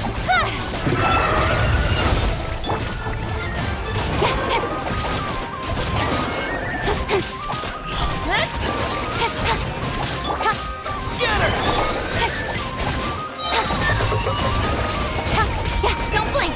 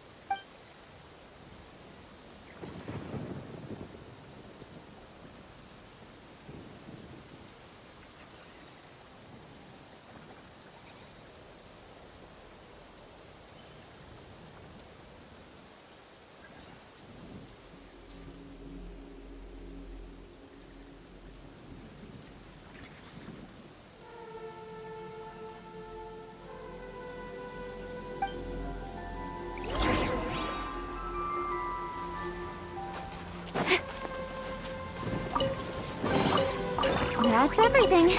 On to the next.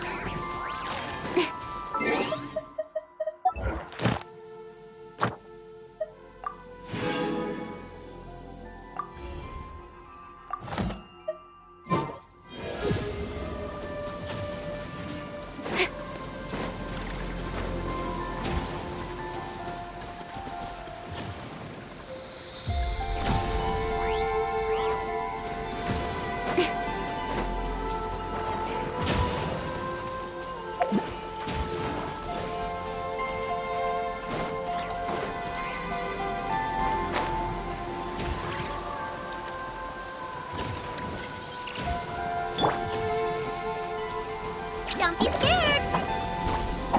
Don't get it, you Glaze! Time to shine! Pose! Incoming! With sword comes shadow. One step back, two forward. Stay put! Propagate!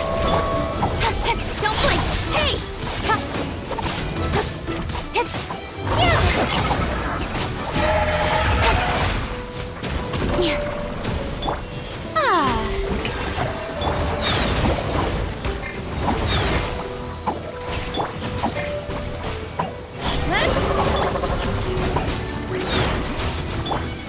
Terminate! Got lucky that time. Incoming! I will not go quietly.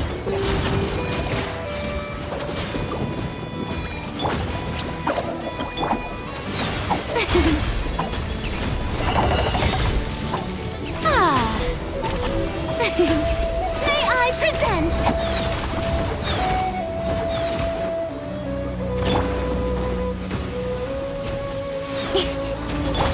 Don't be scared! Ah! Propagate!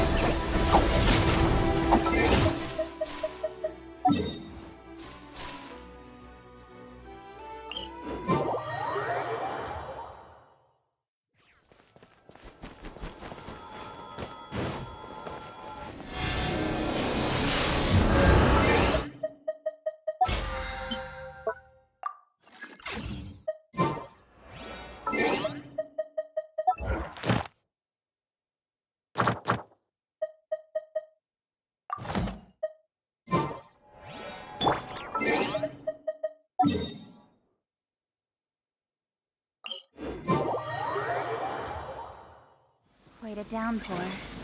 Nothing will get done until it clears. Let this be a lesson to those who yesterday said I'll do it tomorrow.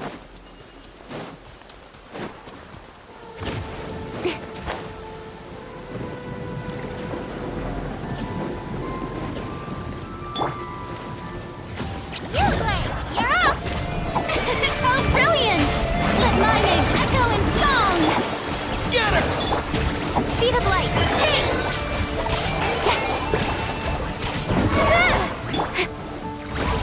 Propagate!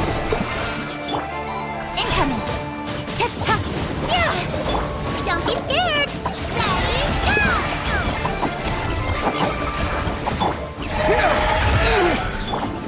Speed of light! Nowhere to hide!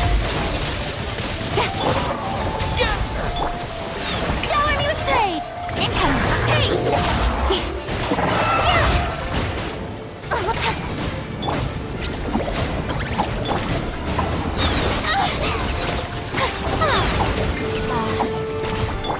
Propagate! Don't blink! Time to shine! Spring forth! Speed of light! Hey! Change of plan.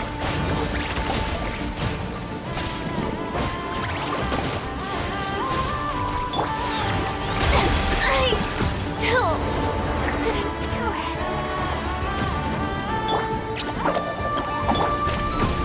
Don't blink! Scatter! Yeah!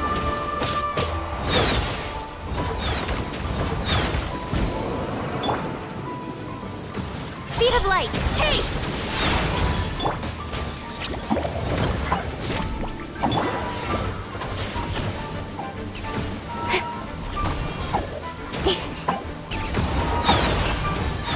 Right idea. Wrong time.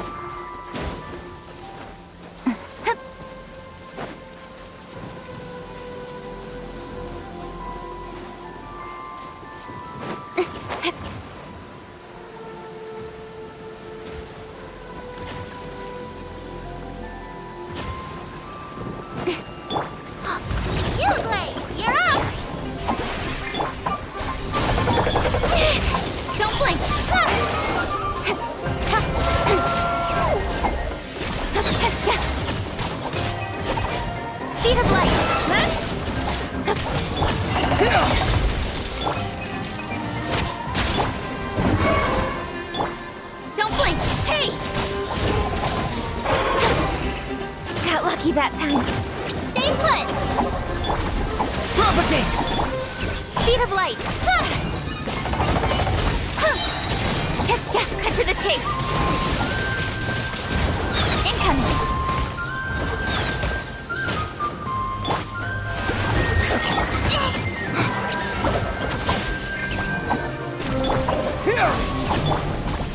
Speed of light. Hey!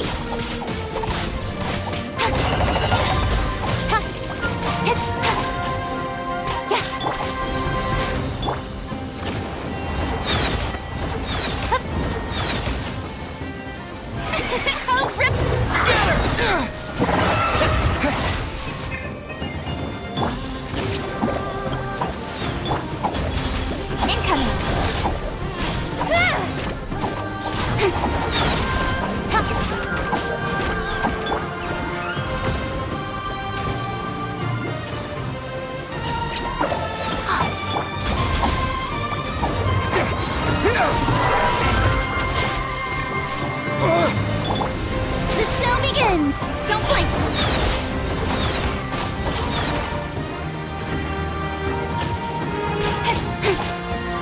Speed of light! Nowhere to hide.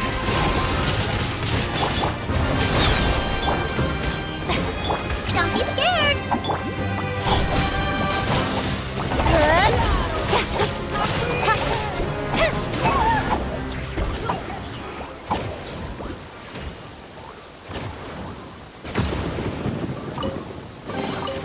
Not bad, as far as treasure is concerned.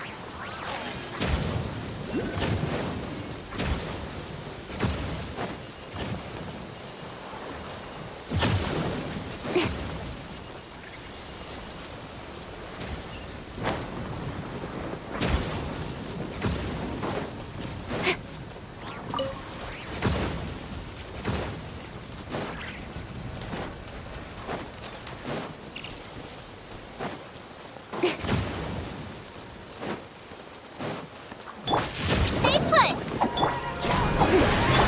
Scatter! Don't blink! Hey!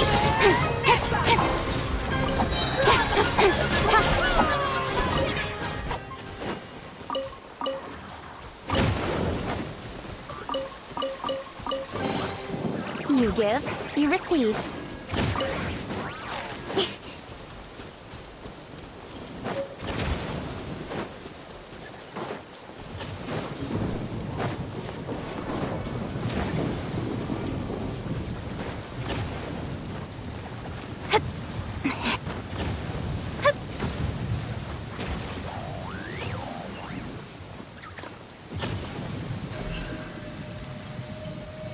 Speed of light.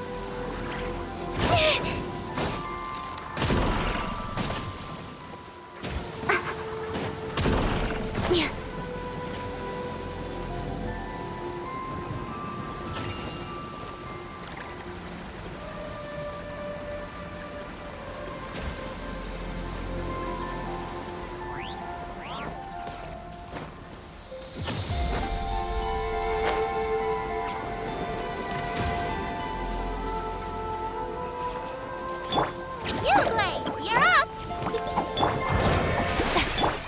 Don't blink!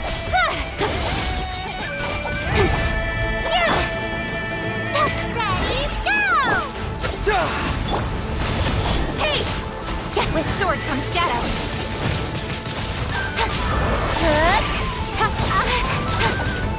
Incoming!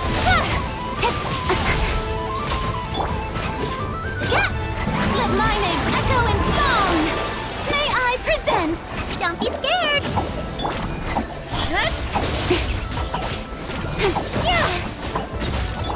Propagate!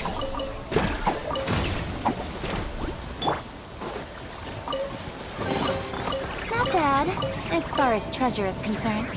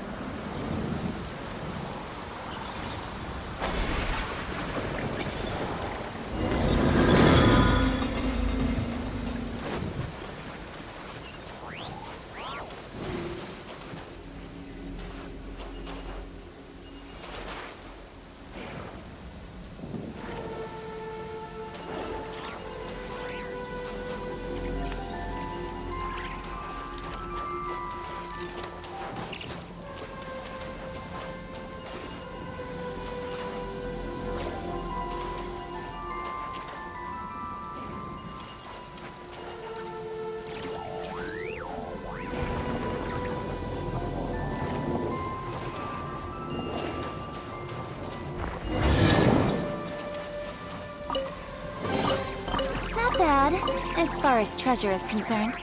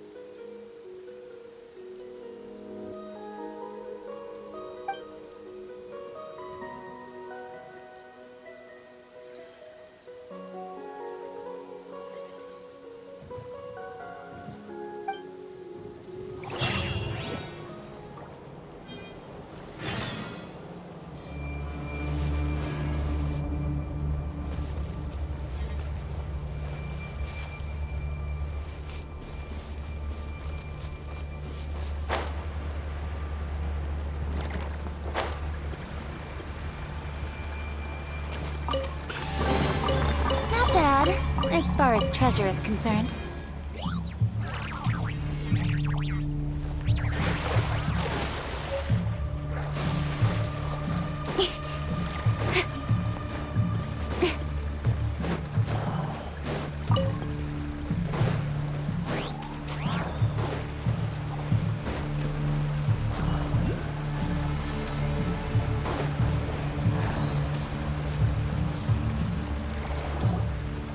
Oh, they've been prowling around for nearly 2 days now.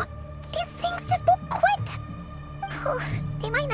this, yeah, but them constantly sweeping the area, our way out is completely blocked. Oh, that's never gonna work. One little slip up and it's game over.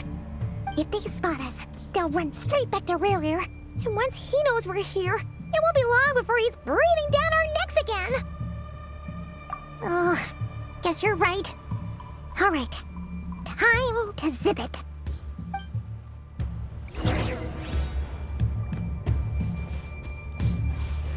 Quick, hide! We almost got spotted! Phew, that was a close call.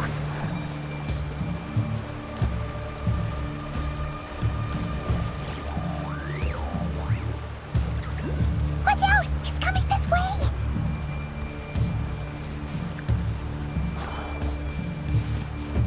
Keep going. We're nearly there. This is the final hurdle.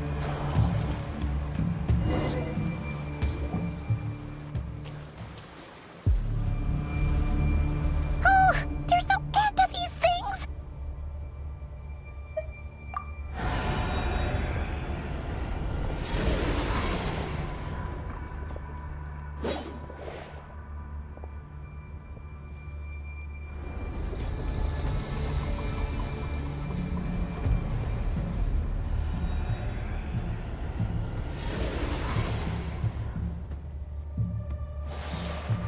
Fire. Fire? Wait, what's that smell? Oh no, there's a fire!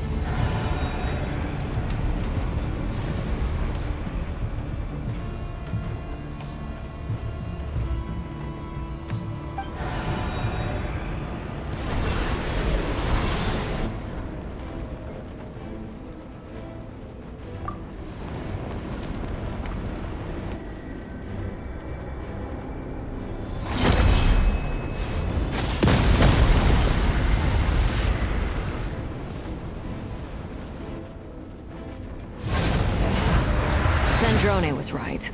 You look weak, Columbina. The old you would never have let such lowly creatures bar your way. Word has it that you did something for the Tsaritsa, and that's why you've lost most of your power. Freedom comes at a heavy price, doesn't it?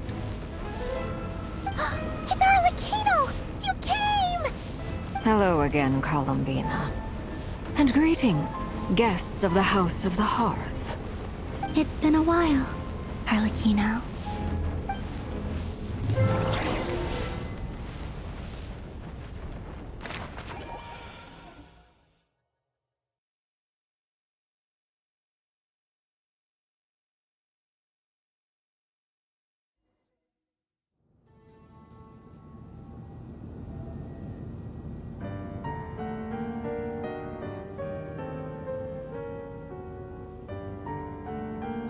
Stupid right here of stupid Solnari.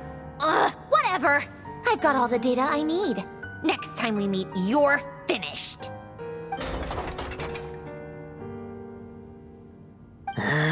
He sure doesn't pull his punches. Excuse me, do you need a hand? You can do me a favor by staying out of my way. Can't you see I'm busy? Wait a minute. I recognize that voice. Hello, Miss Sandrone. Father sent us over to help. How considerate of her. Hey, Fremine, get over here and help me fix this. Lenny, you do your thing. Just keep your sister away from my machines. Nearly every machine that cat girl touches ends up going haywire. Go put her on cleaning duty or something.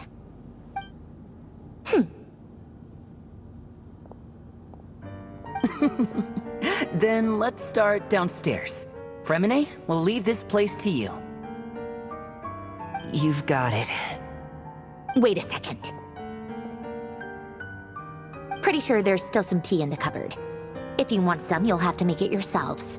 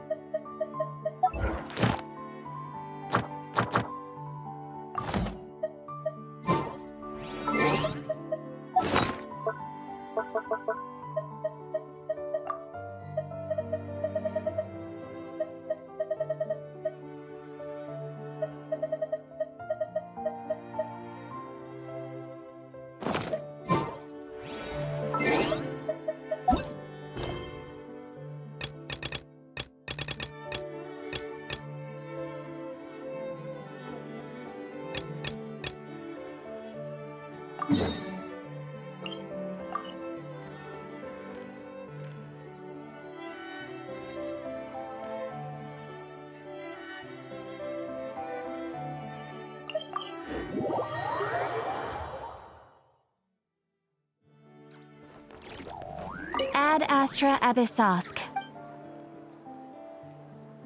Thank you for completing today's commissions. Here is your reward.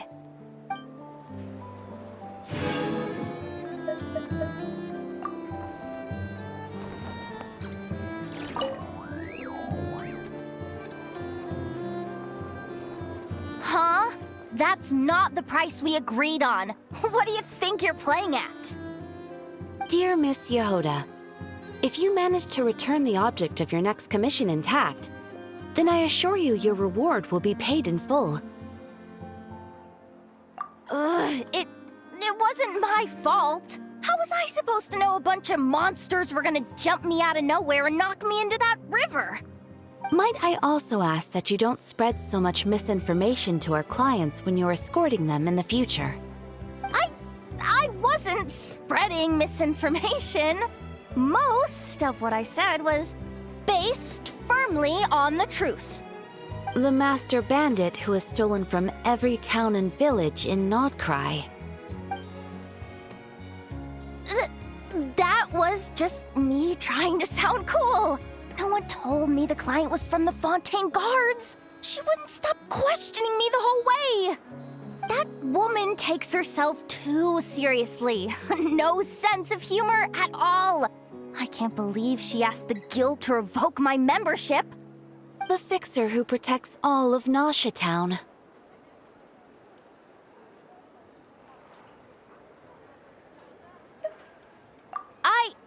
I was talking about Boss Neff.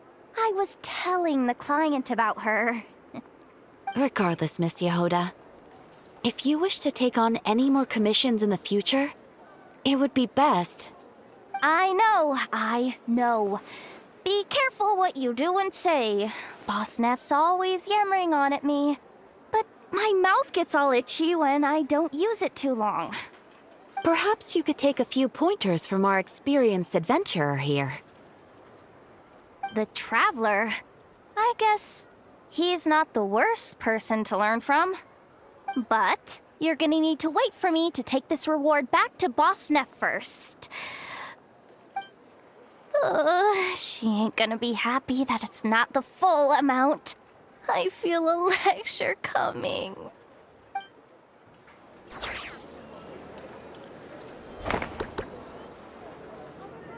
Ad Astra Abyssosk. Welcome to the Adventurers Guild.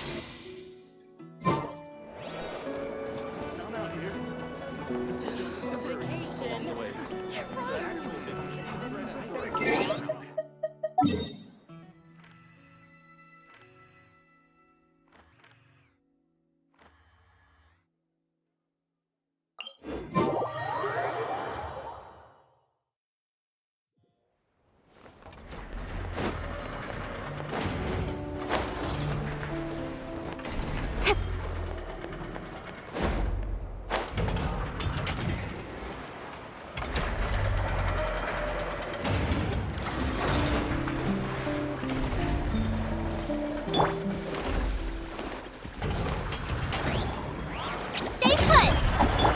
Yoo-hoo! Scatter! Don't blink! Hey! Good! Cut to the chase! Incoming! Propagate!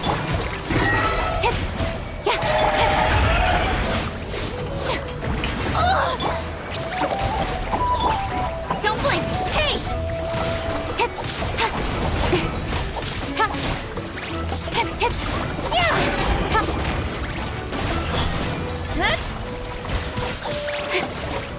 Don't be scared! Scatter! Incoming! Shower me with praise!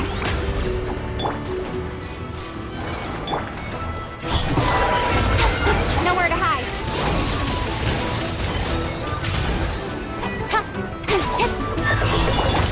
Let the world collide! Hey! Speed of light! Propagate! Got lucky that time. Don't. Hey!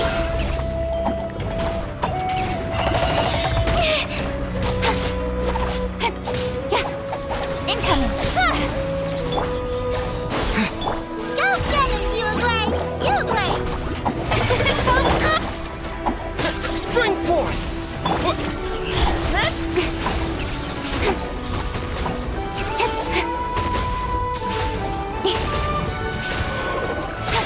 Speed of light.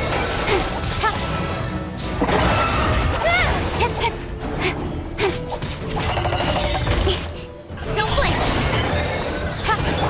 Stay put! May I present?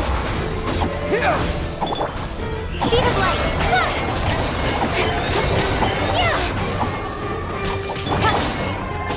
Scatter! Hey! Cut to the chase. Incoming. Good.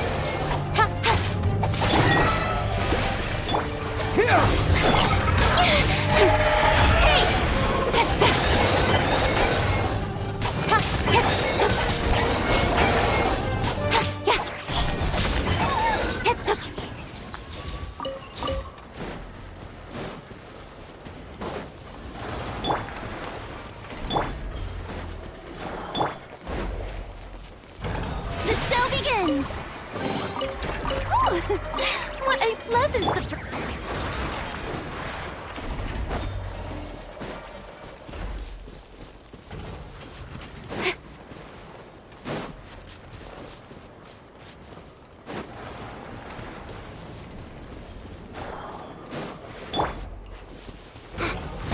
Don't be scared!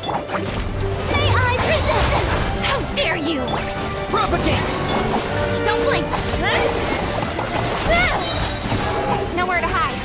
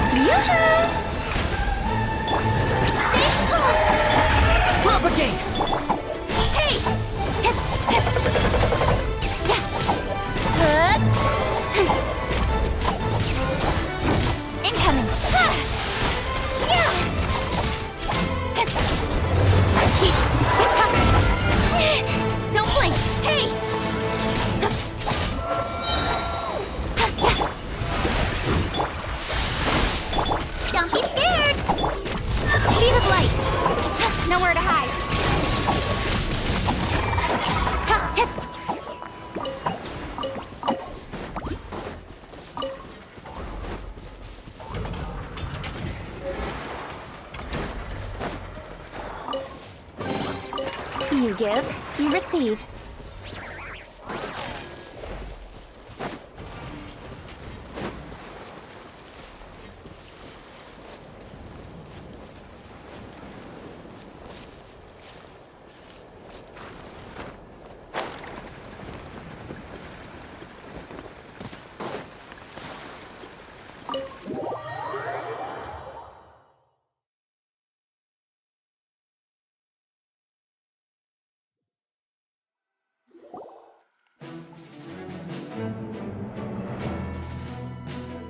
It's a relief to see you all made it back in one piece.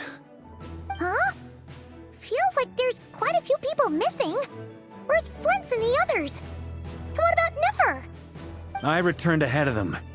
Flint is helping Aino and Anefa to set up the decoys and buy us some time. As for Miss Neffer... Boss is still wrapping things up on her end. She sent us back to fill you all in on the top secret intel we've been gathering. I see. Then let's get right into it. But first, who do we have here? You brought someone else in to help? Greetings. I was invited here to help as a longtime Tea Party companion of Columbina's. You may call me Arlecchino. Surely it can't be. Those eyes. Oh, where have I seen them before? Wait, of course. In those memories we just saw. The only Arlecchino I know is the fourth of the Fatui Harbingers. So either you share a pretty uncommon name, or you're more than just a Tea Party buddy. You're well informed, Grandmaster. A man from Mondstadt living all the way out here in Nodcry, and yet the people and affairs of Snezhnaya seem to hold a special place in your heart. Oh, the feeling's mutual. Sounds like you know all about who I am, too. A Fatui Harbinger. The atmosphere in here just got really tense. Guess we can't just start trusting Fatui Harbingers, even at a time like this. I must admit, though, I'm a little curious. Seeing as the Moon Goddess no longer belongs to the Fatui, what makes you so willing to put your neck on the line here? Nor does Nodcry belong to Mondstadt, Mr. Varka. Yet still, you're fighting for it all the same. Things don't always have to have a tangible payoff. Sometimes, stopping things from spiraling out of control is a higher priority than chasing the spoils of victory. Of course, I can't say there's nothing in it for me at all. But that's between Columbina and myself.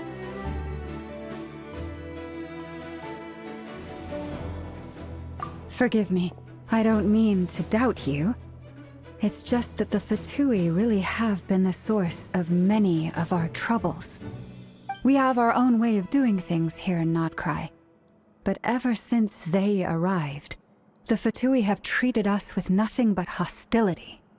I know there's been a lot of bad blood between us in the past. I've done my utmost to avoid friction whenever I could. But sometimes fundamental conflicts of interest simply can't be settled amicably. That's why I'm here solely in a personal capacity. This has nothing to do with the Fatui. As a gesture of good faith, I'll be frank. I can help Columbina track down the iridescent moon's marrow, which will help her restore more of her power. Anyway, what else is on the agenda? Let's begin. She says she'll be frank, then completely skips over the details. Looks like she doesn't want to give away too many secrets after all. But she clearly wants to change the subject. It'd be awkward if I tried to bring it up again now. I guess we'll just have to go along with it. She's the fourth of the Fatui Harbingers after all. One look and you can tell she's not someone you'd want to mess with.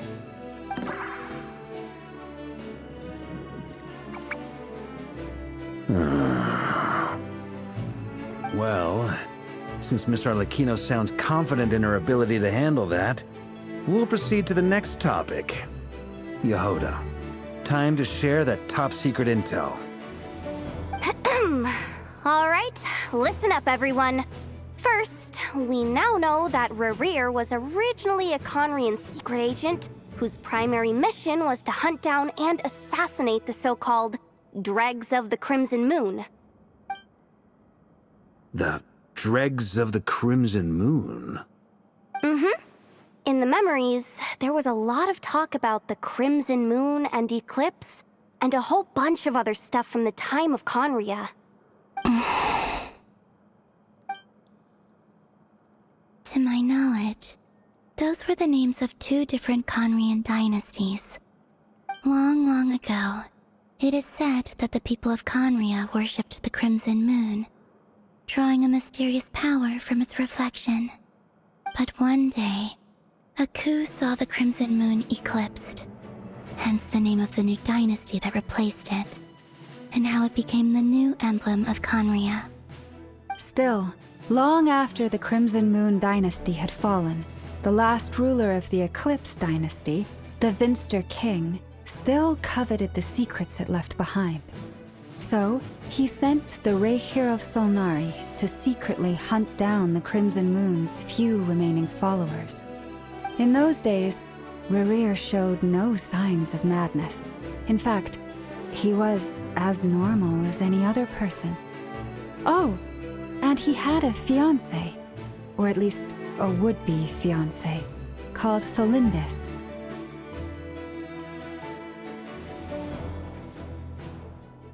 What's the matter?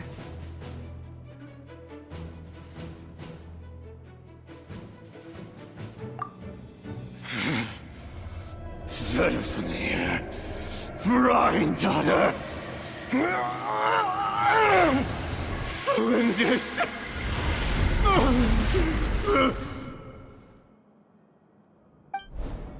Interesting. Anything else? What about this would-be fiancé of his? Do we know anything about her? Well, she was a researcher at the Universitas Magistrorum, but it felt like she was hiding some kind of secret. Oh, and one more thing. For some reason, Rerir's fragment also contains some of Tholindis' memories, though only a very small portion. Well, no shortage of potential leads, I'll give you that. In any case, it sounds like we can conclude that while Tholindis was still around, Rerir appeared to be lucid and quite normal.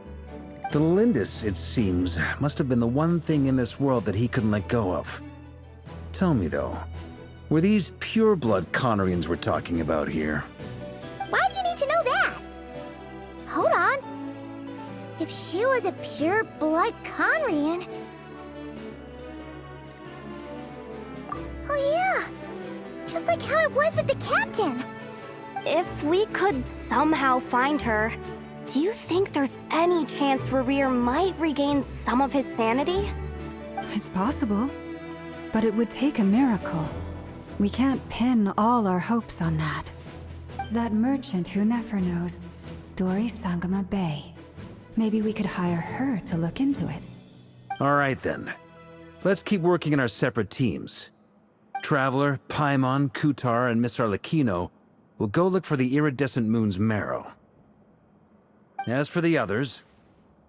On the way over here, I noticed that the Wild Hunt monsters had grown even more frenzied in their search for Kutar.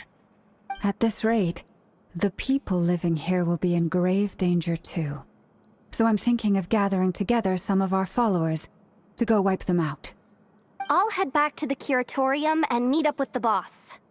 Feels good knowing we've all got something to be getting on with. Given that the Wild Hunt has been a lot more active lately, the Lightkeepers have likely begun their own operations too. If that is the case, someone will need to pass the news on to Flint's. I'll hold the fort for now, then discuss our next move with Flint's, Aino, and Anefa when they get back. All right then. Well, the clock's ticking. If that's everything, we'll be on our way. We'd better get moving too. We'll try to buy you as much time as we can. Relax. Just do your thing. I decided to call in some backup since things are getting so hairy. Our reinforcements should be here any minute now. Stay safe, everyone. Dismissed.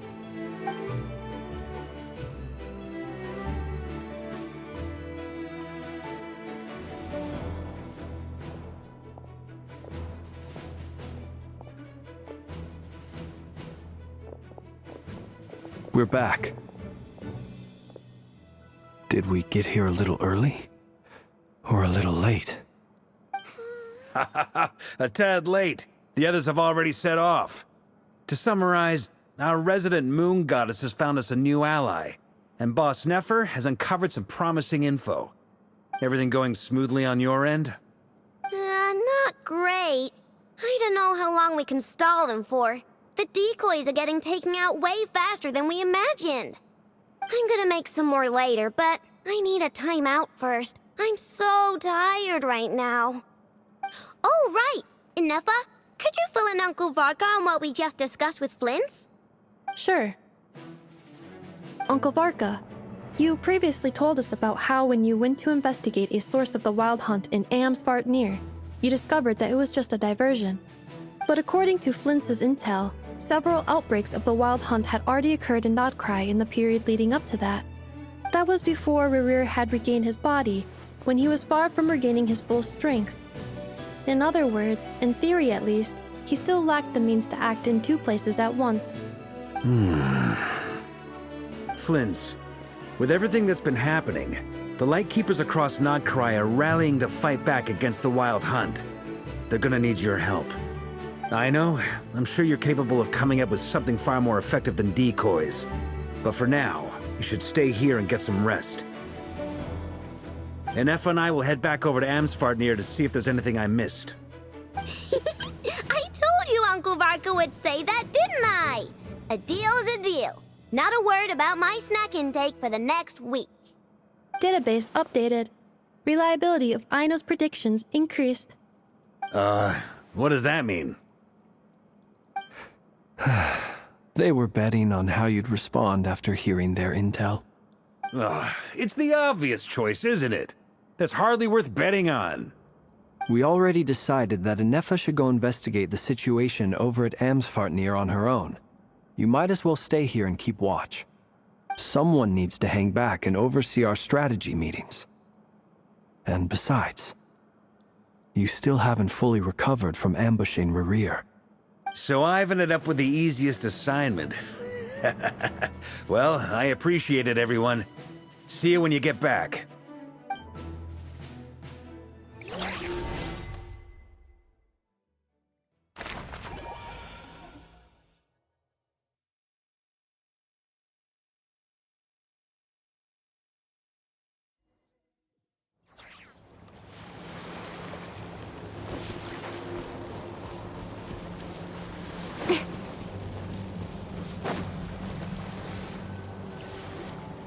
Here, this will serve as a good spot to cross over. Arlecchino, hold up a second. Since you brought us all this way, would you mind telling us what you've got planned? We still haven't got the slightest idea what's going on here. And if even Columbina doesn't know where the iridescent moon's marrow is, how do you? Simple. Because I am an inheritor of the royal bloodline of the Crimson Moon, and one of the last surviving embers of the Two Worlds' flames. Huh? Are you serious? As in, you're a descendant of that Crimson Moon dynasty we were just talking about? The one from ancient Conria? Your surprise is understandable. I was also taken aback when I first learned of it. But the more I thought about it, the more I realized the signs had been there all along. When I was young, I discovered I could wield a very special kind of fire. It coursed like blood through my veins and smoldered away inside my nerves. What's more, whenever I experienced strong bursts of emotion or drew too deeply on this power, it was like some kind of presence within the fire would begin to gnaw away at me, consuming me from the inside out. Exactly. That is why my hands are like this, too. At first, I saw it only as a curse, but once I became a harbinger, the jester apprised me of the truth. Together with my own investigations, over the past few years, there are several things that I have gradually come to understand. For instance, take the so-called Crimson Moon. In truth, it is nothing more than the shattered remnants of the iridescent moon, fused with the Abyss to prolong its lifespan. Since this blood flame was bestowed upon me by the Crimson Moon, it is a fusion of the iridescent moon's former power and the corruption of the Abyss. You all understand the nature of the Abyss well enough. I draw upon its power, and in return, it hungers for my soul. This strange blackness is the mark of corruption it has left behind.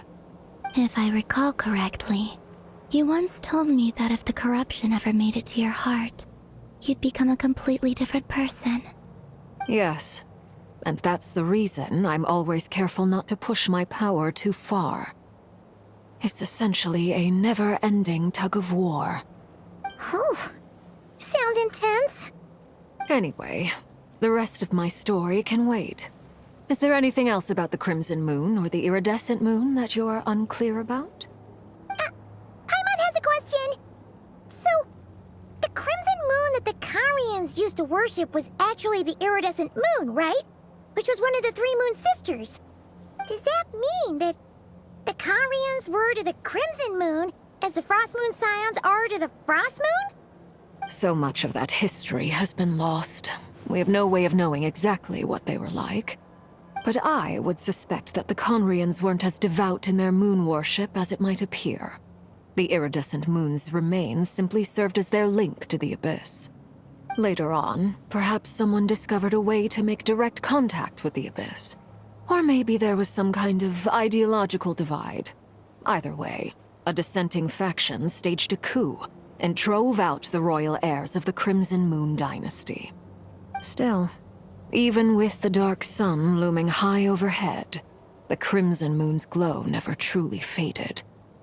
If you want living proof, it's standing right before you. The first time we met, I sensed something familiar in your presence. When I looked at you, I felt I could see that mysterious red moon in the corner of my eye. In your flames, I saw its broken image, surrounded by a strange black aura. Well, I appreciate that you kept it to yourself.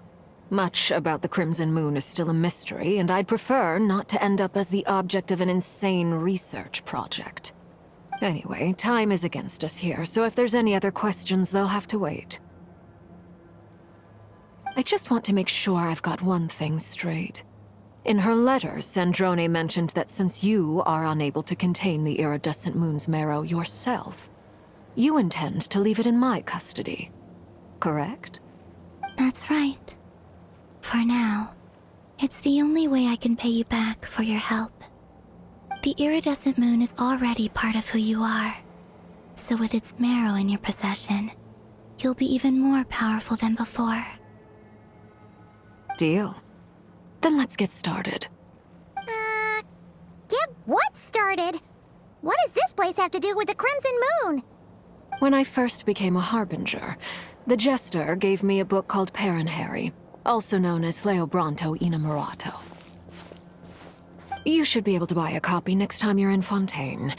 It's a love story set in the Crimson Moon era.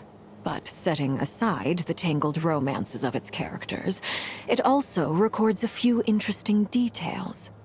In the Crimson Moon era, or so the story goes, there was an orphanage that received children from beyond the bounds of this world, and subjected them to a peculiar induction ceremony.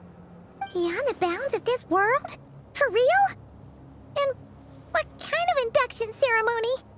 The Crimson Moon sages looked beyond this world for beings with powers that surpassed the gods. But fearing they might lose control, they subjected these children to a process of refinement. They made these children crawl up a fireplace and kept asking them, "Have you died? Did you see it?" Until they finally admitted to having died and seen a crimson moon. The adults embraced the children who passed the ritual, telling them, "Within the fireplace, you have traversed the flames between two worlds. Here and now, you are born anew." The book leaves much unsaid, but I suspect that this was their way of branding the children they had enrolled, leaving an indelible mark upon them so that they would forever live in the Crimson Moon's light. That explains why I can't sense the Crimson Moon's marrow in this world. It makes sense that it would be sealed in a special space that can only be accessed temporarily through some kind of ritual. But there's no fireplace here. Do you see a chimney anywhere? Oh, are we supposed to build it ourselves? Okay, fine. Paimon will go find some bricks. That won't be necessary. The fireplace is purely symbolic. The key to the ritual is crossing the flames between two worlds. In other words, the flames that burn within me. Those burned away by such flames leave behind a kind of ghostly afterimage in the world. In the days of Conria, people believed they could be used to bridge the gap between the two worlds of life and death. In short, I can open a passage to that space for you. That's the easy part. The catch is I'll need to stay on this side to keep the passage open, so I won't be able to come with you. Once you're inside, you'll have to find your own way. Very well. Then I'll open it up. Traveler, spare me a little more moonlight if you would. I may need it.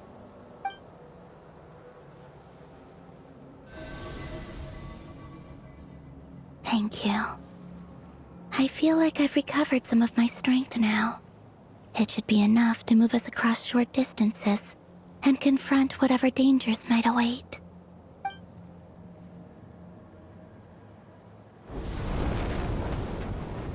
Mistress of the seven hues of ages past, great mother of the present, crimson-clad sovereign of the two realms, by fire severed, by fire renewed, I offer myself now and beseech your descent.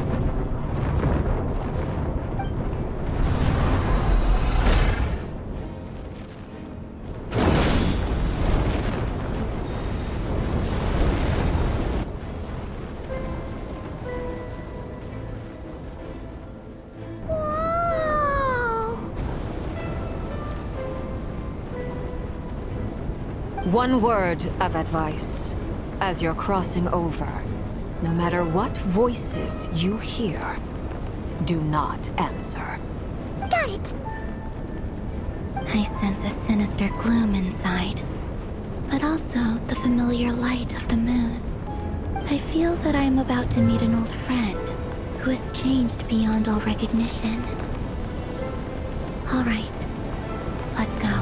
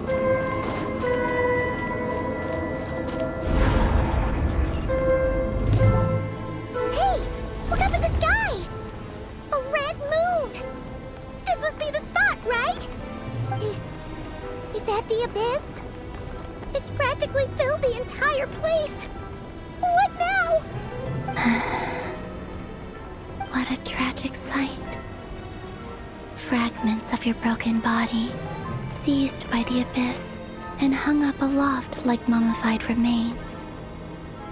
Iridescent moon, was this truly what you wished for?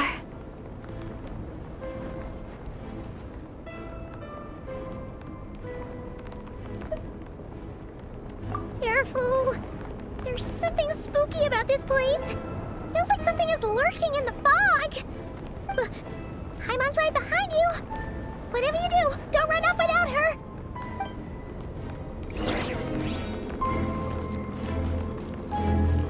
By the way, Columbina, didn't you tell us that the iridescent moon had shattered into pieces? The moon up there looks pretty whole to Paimon. How is that possible?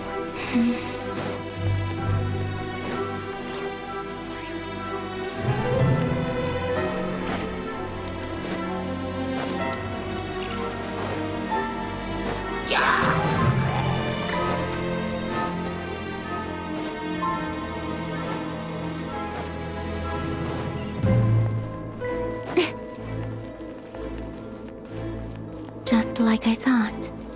It was only a facade.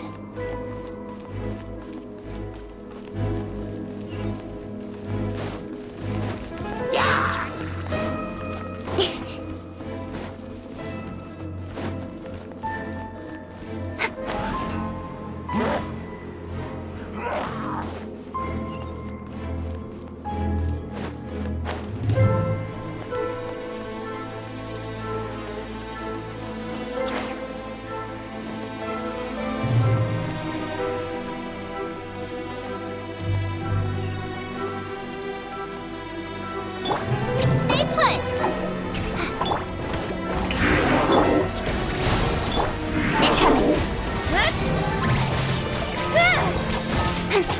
Incoming! Don't blink!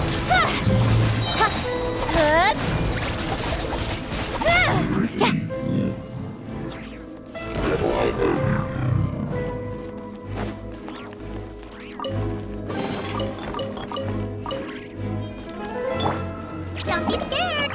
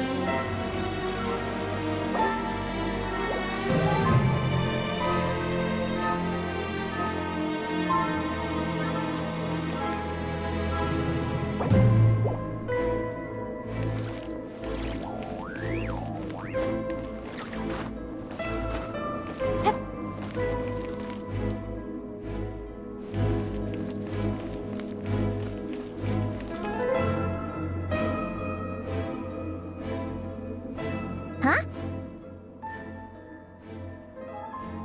Huh? For real? That's way too high! There's no way we'll be able to reach it! No. I'm not sensing anything up there. It's coming from under the mountain. Let's see... Ah! There's some kind of weird shadow over the water! Wait, see that? Looks like a mechanism of some sort! Let's check it out!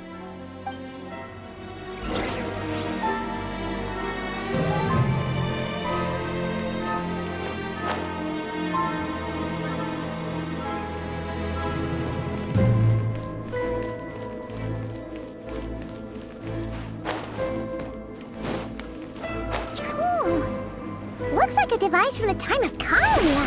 Maybe people once came here to study the Crimson Moon's domain, and they left this behind.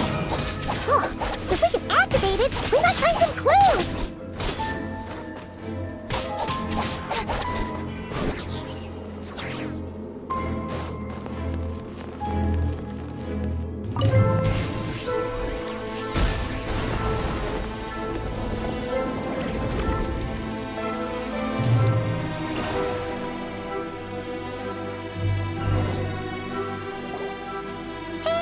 Look at that!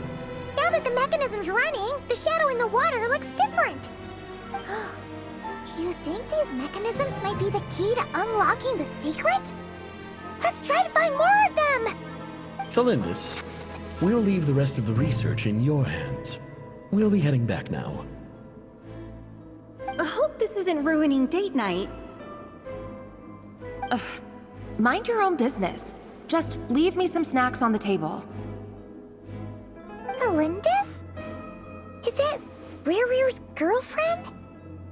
How come we're hearing her voice here? Oh yeah!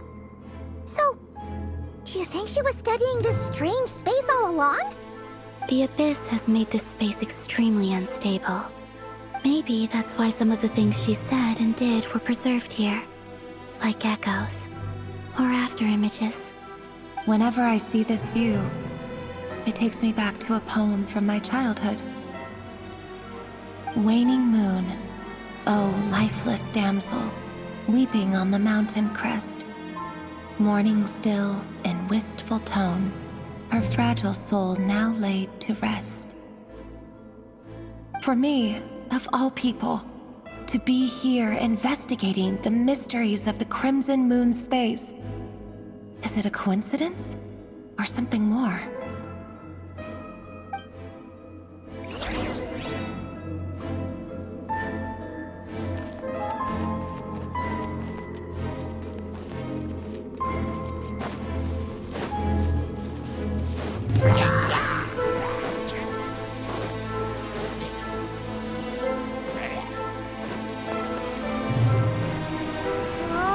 Looks like the Abyss has messed up this mechanism. We need to find a way to get it working again. Let's see if there are any other devices nearby. Don't blink! Hey! Propagate! You, Blade! You're up! Speed of light!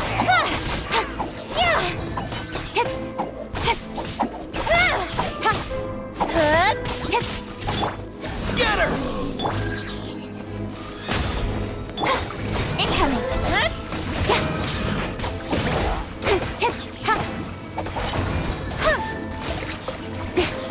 Don't blink! Hey!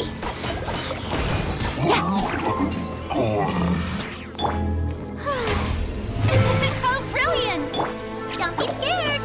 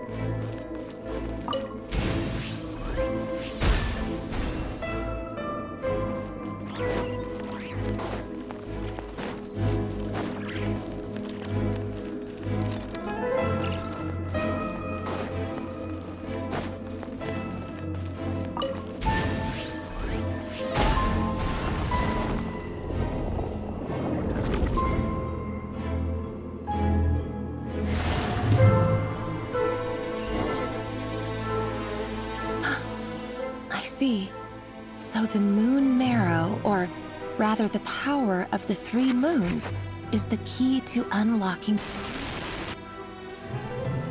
If it really does exist, then maybe this madness can finally be put to an end.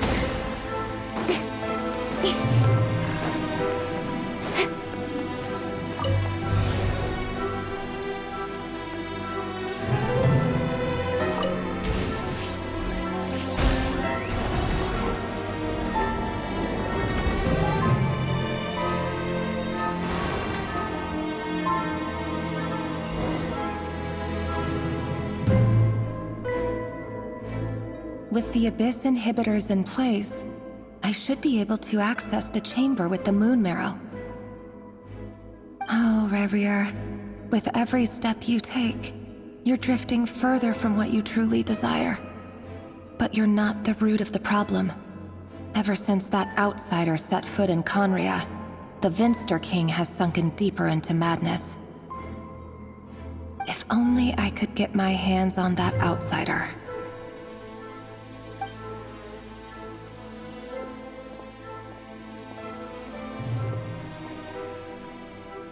Hey look! The moon's reflection is back to normal! Melindis' voice mentioned a chamber with the moon marrow. Do you think maybe it's hidden in the moon's reflection? It must be. For within it, I sense the fragile aura of a dying soul. Then there's no time to lose! Let's go!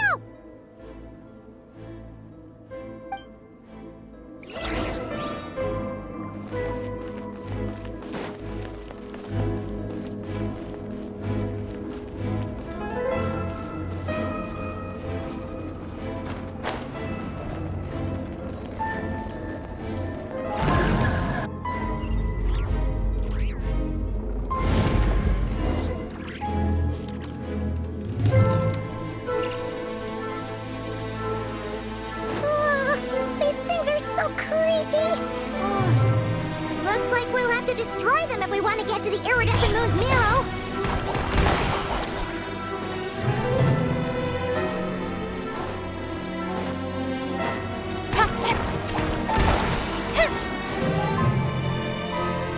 That must be the iridescent moon's marrow! Oh, we'll need to destroy these things before we can reach it!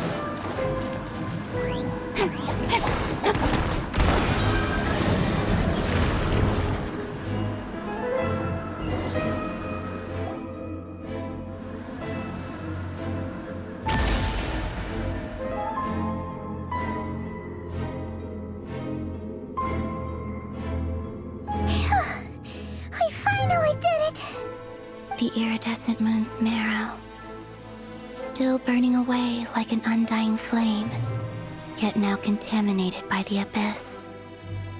It has taken on a new form entirely.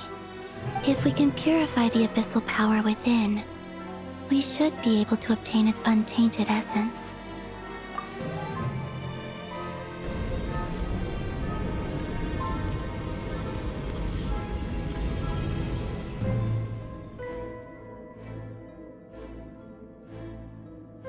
It's so cold.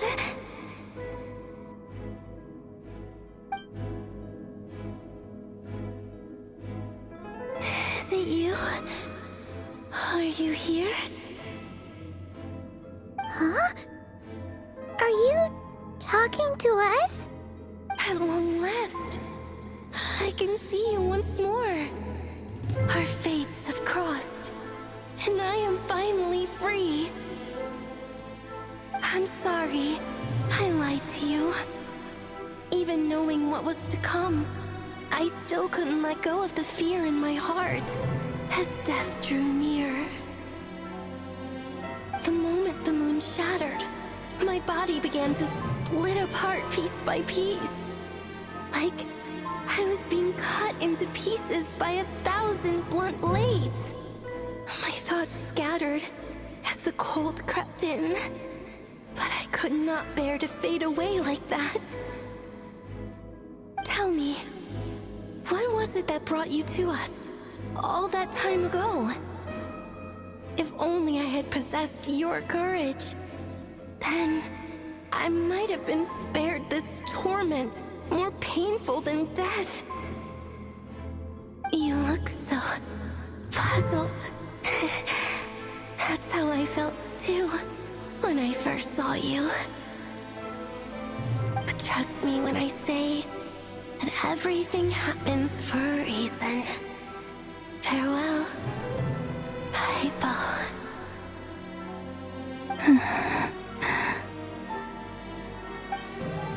What was that all about?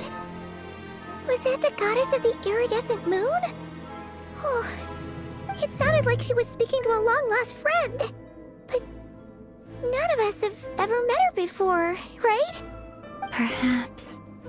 She took me for the goddess of the frost moon she once knew. For a fading soul like hers, our auras must be too similar to tell apart. But anyway, we've got the iridescent moon's marrow now. That should help you regain your strength, right? Alright, time to leave this place and meet back up with Arlecchino. Let's go!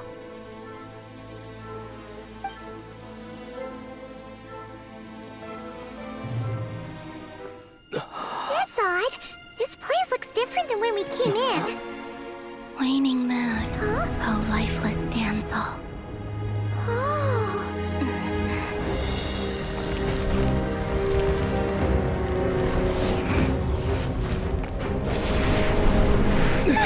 Hurry! The place is collapsing!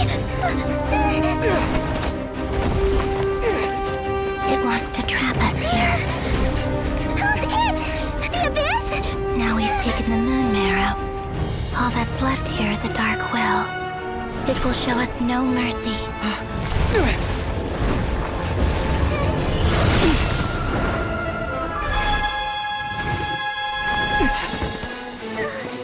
Give it back! The crimson moons! My marrow! My heart!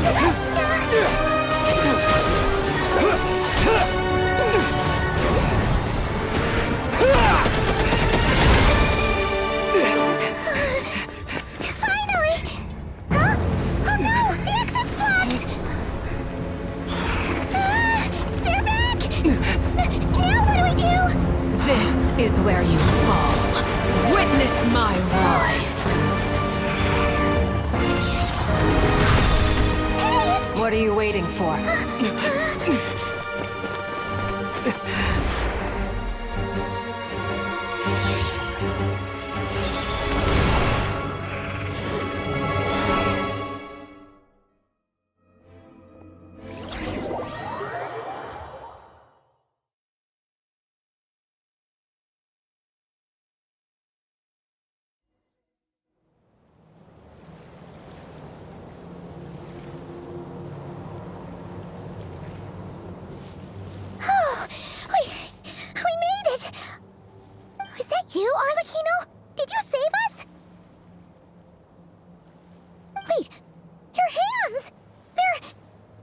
this? Don't worry. It's a small price to pay. The Abyss wanted to trap you inside, and I defied its will by bringing you out. No wonder it's a little angry. No. I have paid the price, albeit a small one, and it cannot be undone. My hands have already fused with the Abyss. Purification would simply destroy whatever's left of them. But surely... Oh... We're so sorry, Arlecchino. Paimon can't believe you'd make a sacrifice like this for us. As much as I'd like to call it a favor, the truth is I was simply holding up my end of the deal. Well, Columbina. Yes, you did your part. And as promised, I will leave the iridescent moon's marrow in your care. From this day forth, may the two worlds' flames burn ever more brightly.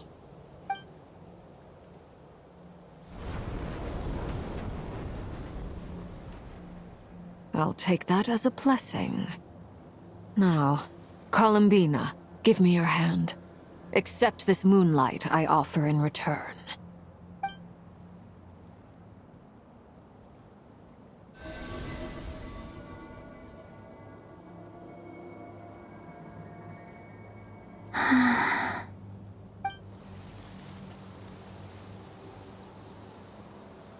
Feeling stronger?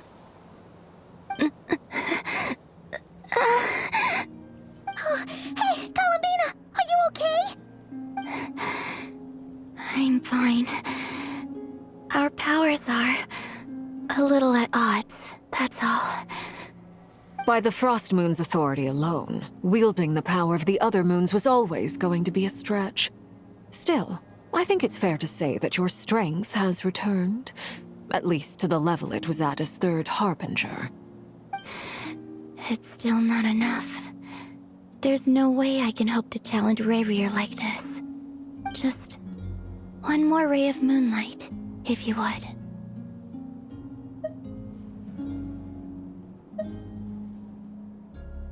It's okay. I can take it.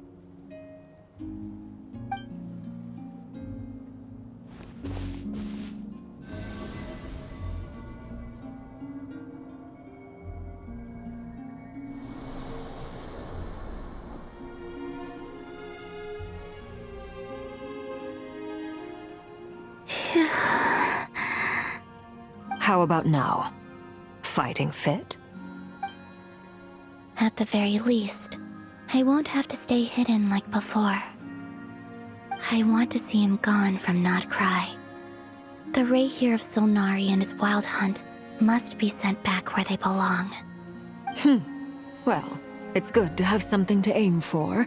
You certainly seem more alive now than you did earlier.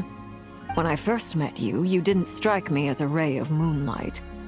More like a wisp of fog drifting in from who knows where, ready to scatter at the first sign of a breeze.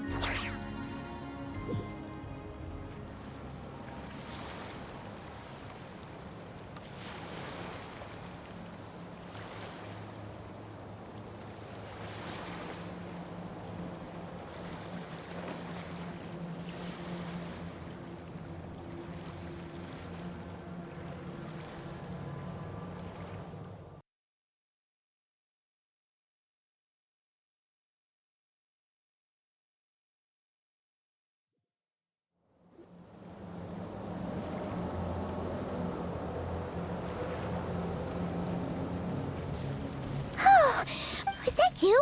Wait! Your hands! Oh, this? Don't worry. It's a small price to pay. The Abyss wanted to trap you inside, and I defied its will by bringing you out. No wonder it's a little angry.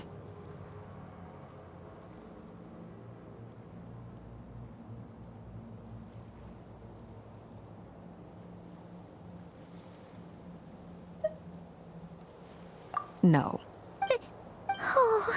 As much as I'd like... Yes, you did your part. And as promised, I will leave the iridescent moon's marrow in your care. From this day forth...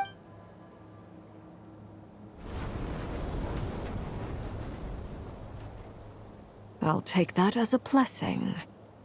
Now, Columbina, give me your hand. Accept this moonlight I offer in return.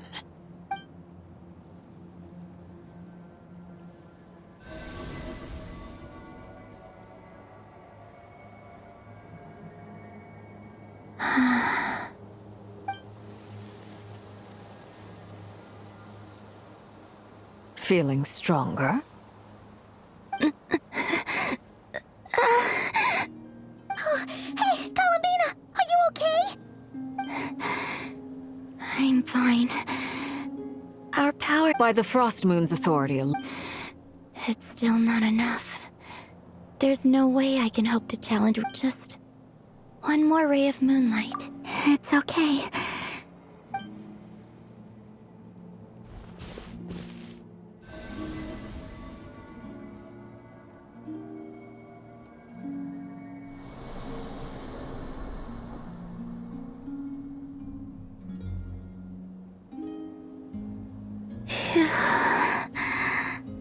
How about now? At the very least, I want to see him gone. Well, it's good to have something to aim for. You certainly seem more alive now than you did earlier. When I first met you, you didn't strike me as a ray of moonlight. More like a wisp of fog drifting in. But now, you're full of vitality. Just like the Frost Moon, once the brightest of them all. May you keep shining, Columbina.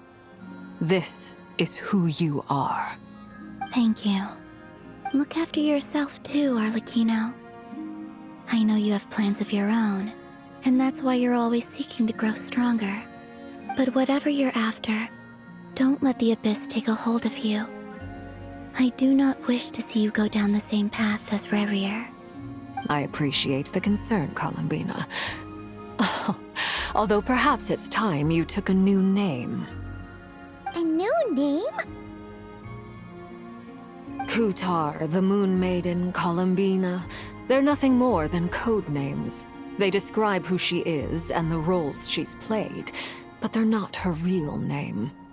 We often use code names in the House of the Hearth, too. But it's knowing your real name that keeps you grounded. Up till now, you've been living a wandering life, so you've probably never really cared. All I'll say is this. Once you've defeated Rerir, give it some thought. All right, that's it from me. I'll get you back safely first, then go meet up with Sandrone. You're the best! I appreciate the gesture. It speaks to your good character. Anyway, let's get going. There are more urgent things to do right now than trade compliments.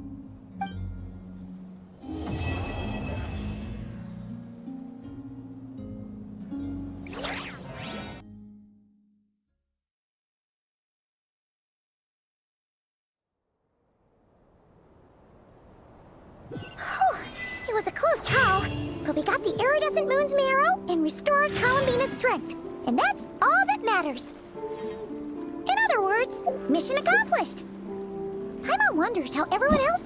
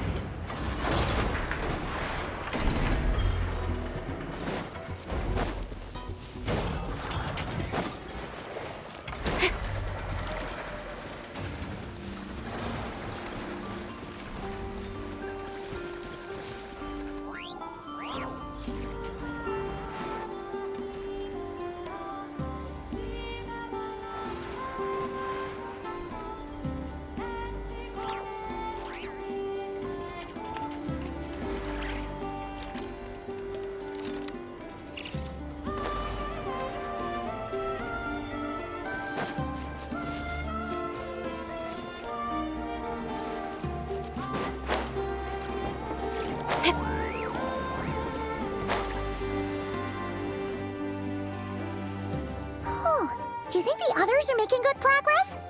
Hope it's all going smoothly. Oh, hey look! They made it back as well! Flint's! Llama! How did it all go?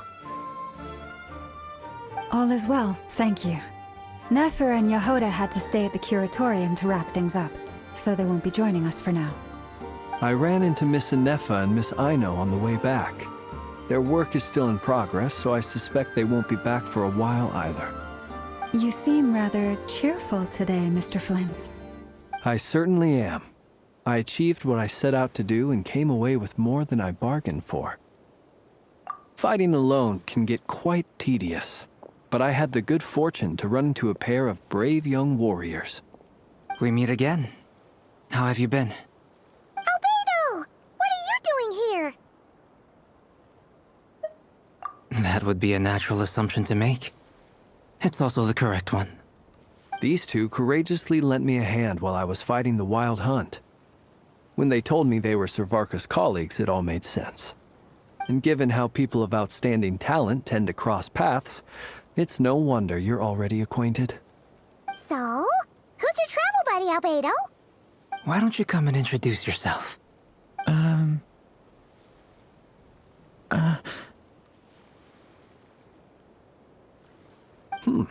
A gentleman of few words, I see. And a rather stern countenance. I presumed you were acquainted with him. Is that not the case? It's nice to meet you. Again. We've technically met before. Wait a sec! You're Minnie Durin! That's right. It's me. I'm glad to see you again. By the way, he says it's okay if you drop the mini. Yeah, I'm not as mini as I used to be. Interesting, isn't it?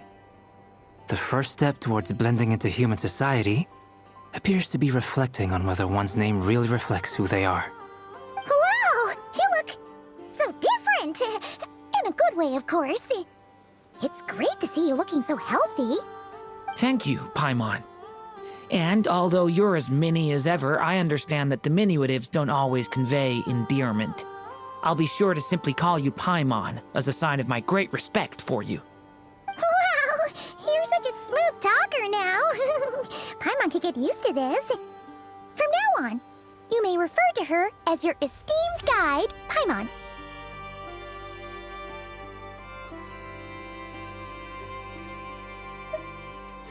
Personally, I think our little Paimon is the perfect size.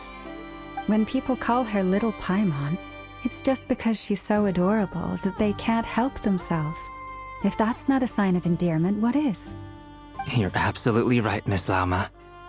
My brother still has a long road ahead of him when it comes to understanding human relationships. Anyway, speaking of long journeys, didn't Columbina, leave with you? How come she isn't back yet? She's been catching up with old friends. Wouldn't be surprised if she stopped for a cup of tea or 10 on the way back. Uh-oh. People are talking about me. Hope it's nothing negative. Judging from your expressions, I'm guessing it all went well? It's getting crowded here. I'll go grab some chairs. No need. This is a job for an alchemist. I'll whip some up momentarily. Thank you for your hospitality, ladies and gentlemen, but I was merely escorting my friends back. I'll be meeting Sandrone shortly, as we still have some things to discuss. It's been a pleasure, everyone. But this is where I'll say goodbye. We really appreciate your help.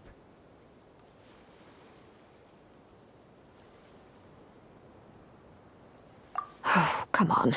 Spare the formalities. I'm just glad I could help out some true friends.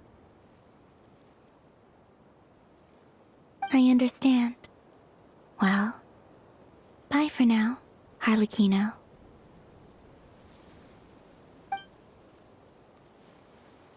Oh, this place is hopping. It's probably a good thing one of us left.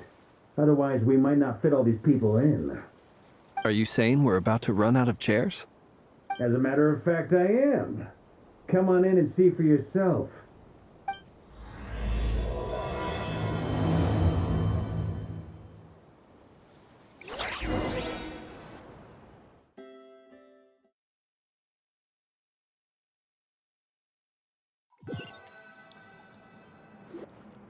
I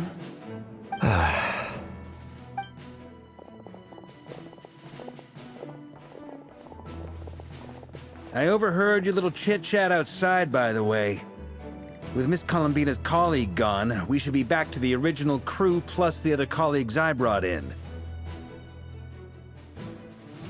Though, it looks like we have another new face. Someone else managed to rope in a colleague too? Frankly, you and Paimon are the only people I know here. This here is Deanslip, colleague of Tivat's greatest guide, Paimon, and greatest adventurer, the Traveler. Well, not exactly colleagues, more sort of friends. When someone else jumps in to do the announcing, you know you're speaking to someone important. Let's hear what he has to say. Note to self. Once Paimon knows your name, the rest of the world will soon follow. When he comes looking for us, it's usually something important. Paimon's guessing you've heard about the Wild Hunt, then. From the looks of it, you're about to hold a meeting. If I were to say that the Wild Hunt is our mutual enemy, would that earn me a seat at the table?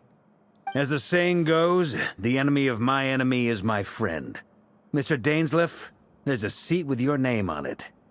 Though, I can't promise the same for everyone else. Hey, Albedo, think you can rustle up a couple more chairs? After all this time apart, Grandmaster Varka's first order is to rustle up a couple more chairs.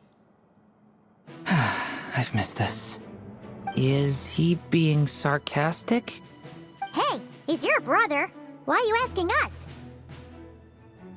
I've still got a lot to learn about the nuances of human conversation. Trying to decipher Albedo's way of speaking has been like jumping in at the deep end. Oh, good point. Paimon gets you now. Don't sweat it. There are people who go their whole lives without getting the hang of it. You're ahead of the game already.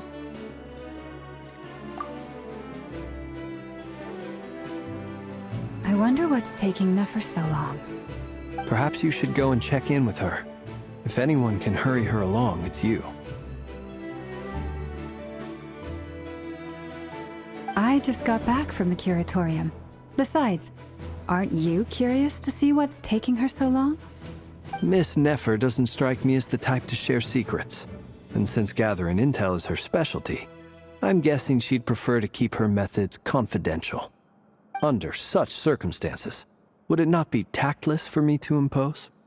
Oh, but it's fine for me to impose. What can I say? You have an unrivaled ability to garner people's affection, Miss Moonchanter. Besides, you have far more in common with her than I do. All right, then. Impressive. She barely fought back at all. I admire your powers of persuasion, my friend. As I'm sure Miss Lauma will realize soon enough, the trick in life is to always pitch in with other people's responsibilities so that you can be selective with your own. Another trick is to simply hide in the background. Spoken like a true sage. Anyway, looks like we've got some time to kill before the meeting. Let's take a little breather, folks. And feel free to chat amongst yourselves.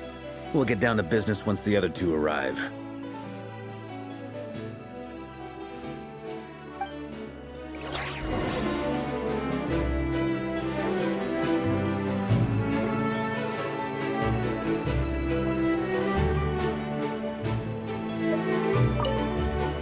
You're both awfully quiet. Why don't I start us off with an icebreaker? Much obliged. Have either of you ever had your portrait painted? If not, I'd be glad to help. That sounds like a lovely idea. You know how to paint, then? I dabble occasionally. He's an excellent painter. Tables, chairs, people, dragons, you name it. He'll paint it for you. I'm flattered. If I ever get the chance, I'd like to give it a try myself. I'll bear that in mind. Anyway, how about you, Durin? What sort of portrait would you prefer? Oh, I'd be fine with anything. Whatever style feels best to you. Very well. Then I'll play it by ear. You can replicate any style I want? I can try. If you show me a sample, I'll do my best to match it. Thank you. In that case, I'll dig up some reference material for you.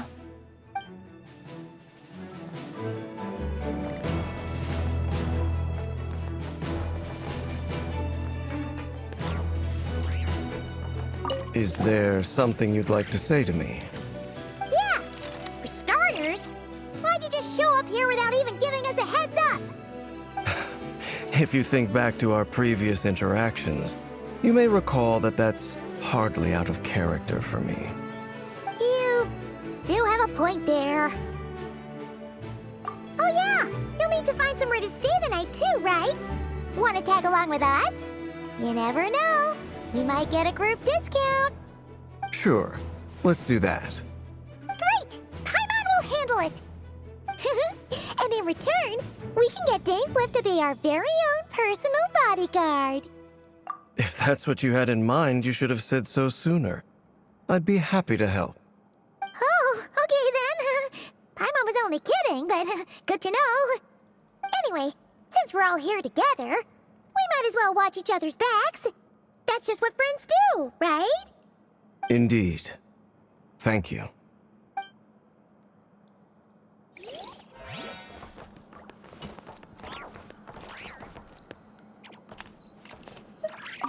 Truth be told, I can't remember the last time I was in a meeting with so many people. You're not alone there, my friend. The Lightkeepers also struggle to bring everyone together for a serious discussion. I don't doubt that. I've only ever met two Ratniki, one being you, and the other being that young guy, Itlua. Itlua is a good apple. I'll give him that. He's kind, honest, and regularly delivers supplies to my lighthouse. A true Ratnik to the core. In that sense, he puts me to shame. So you're what? A fake Ratnik? That's what it sounds like you're saying. But I get the feeling that's not quite what you meant. Come on, why the awkward silence? Sorry. I'm not even gonna bother trying to hide it. You've known all along, haven't you, my friend?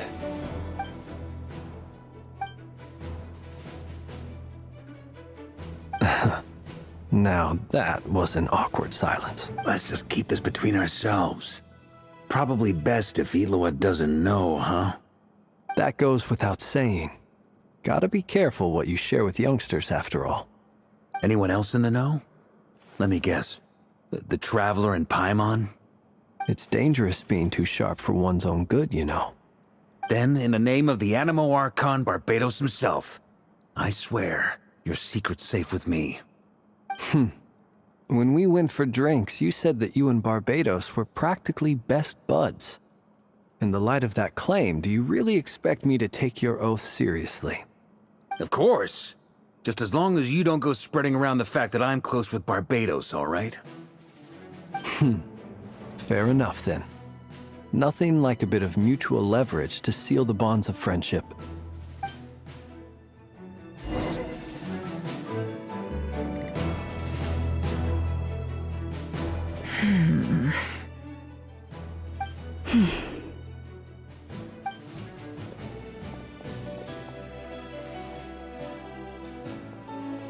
Ah, Miss Nefer. You made it after all.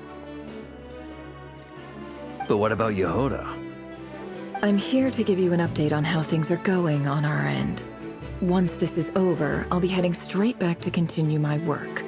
I left Yehoda back at the Curatorium to watch over things while I'm gone. Huh. So much for just this once.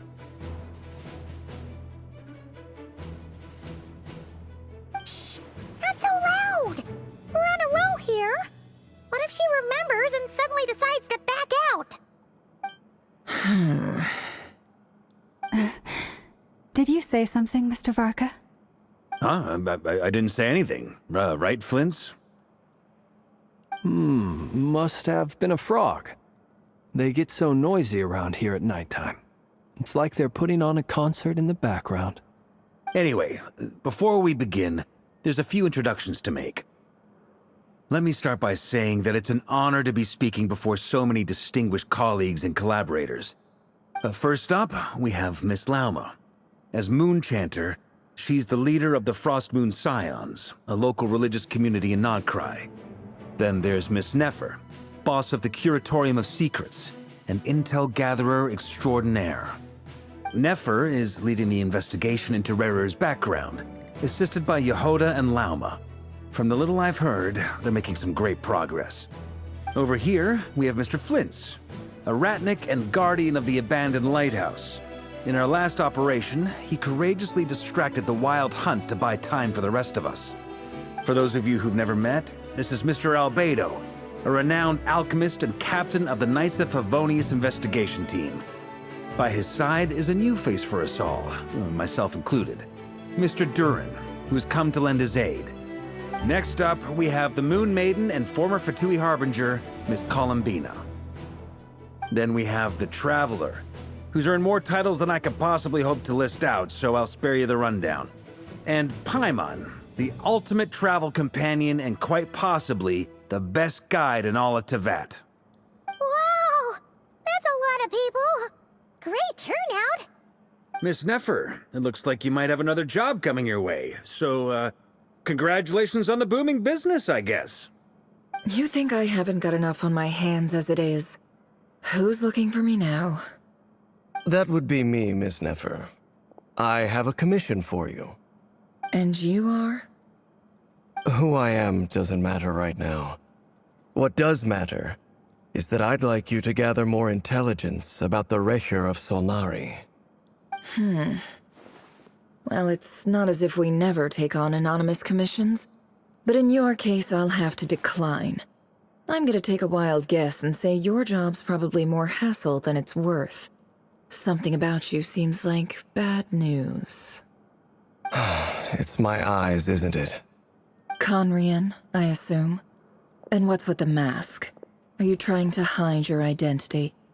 In any case, the fact that you're even still alive raises an awful lot of questions for me.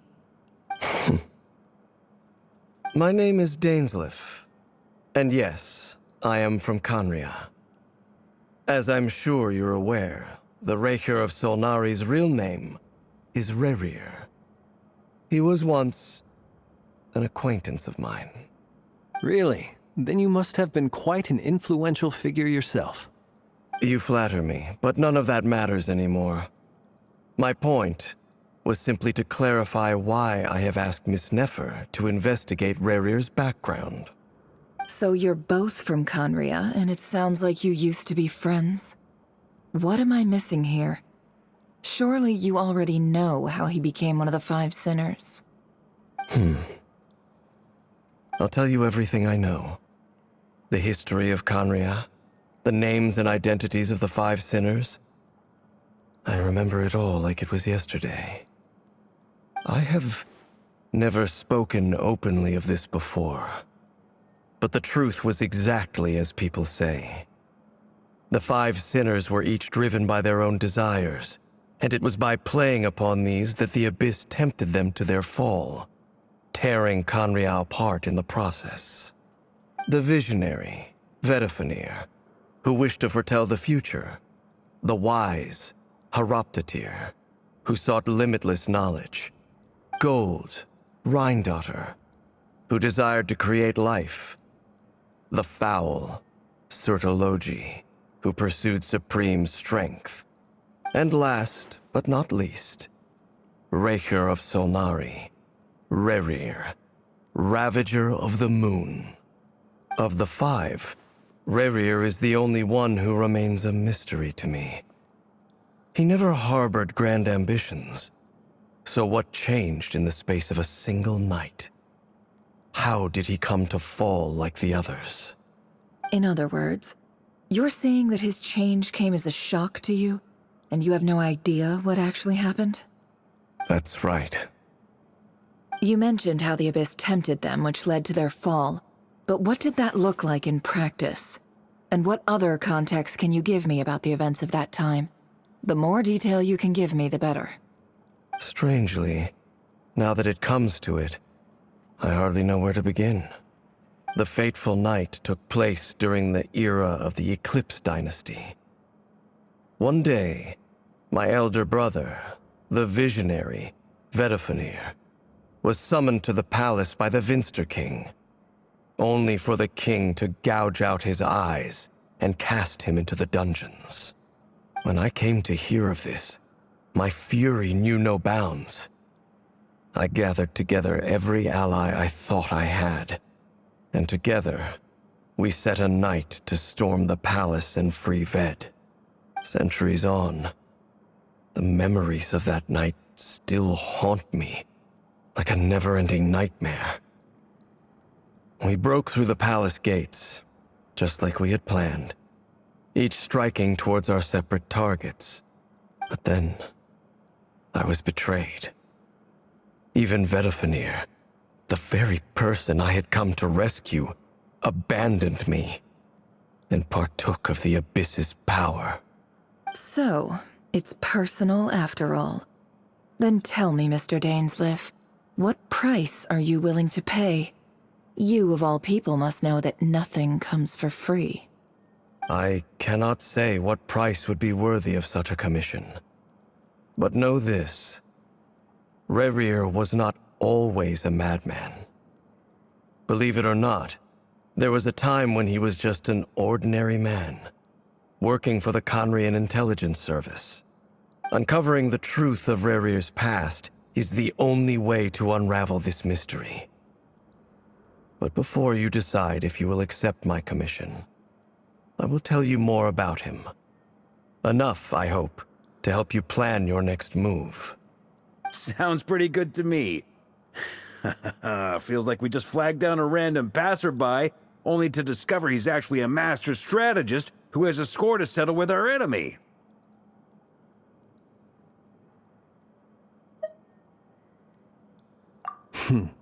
Can I borrow your halo? It could be useful in the lighthouse. Hey, enough with the wisecracks! Besides, isn't that lamp of yours bright enough already? Relax. It was meant to be a compliment. If that was a little over the top for your liking, I'll make sure to tone it down next time. I'll give your proposal some serious thought, Mr. Dainsleif. Let's speak in private once the meeting is over. Before that, there's a few things I'd like to share.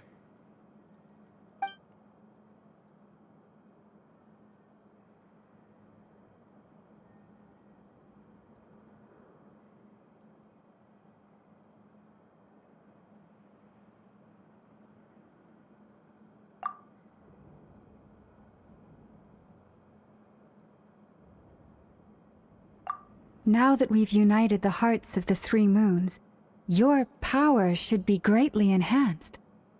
But it seems like that hasn't happened yet? I believe it will take a little longer. You've done so much for me, so I want to be completely honest with you all. Even though I'm doing a lot better now, the truth is, my recovery will likely be an ongoing process. From the moment I was born, my power has been slowly ebbing away. And that is because Tevat has never accepted me.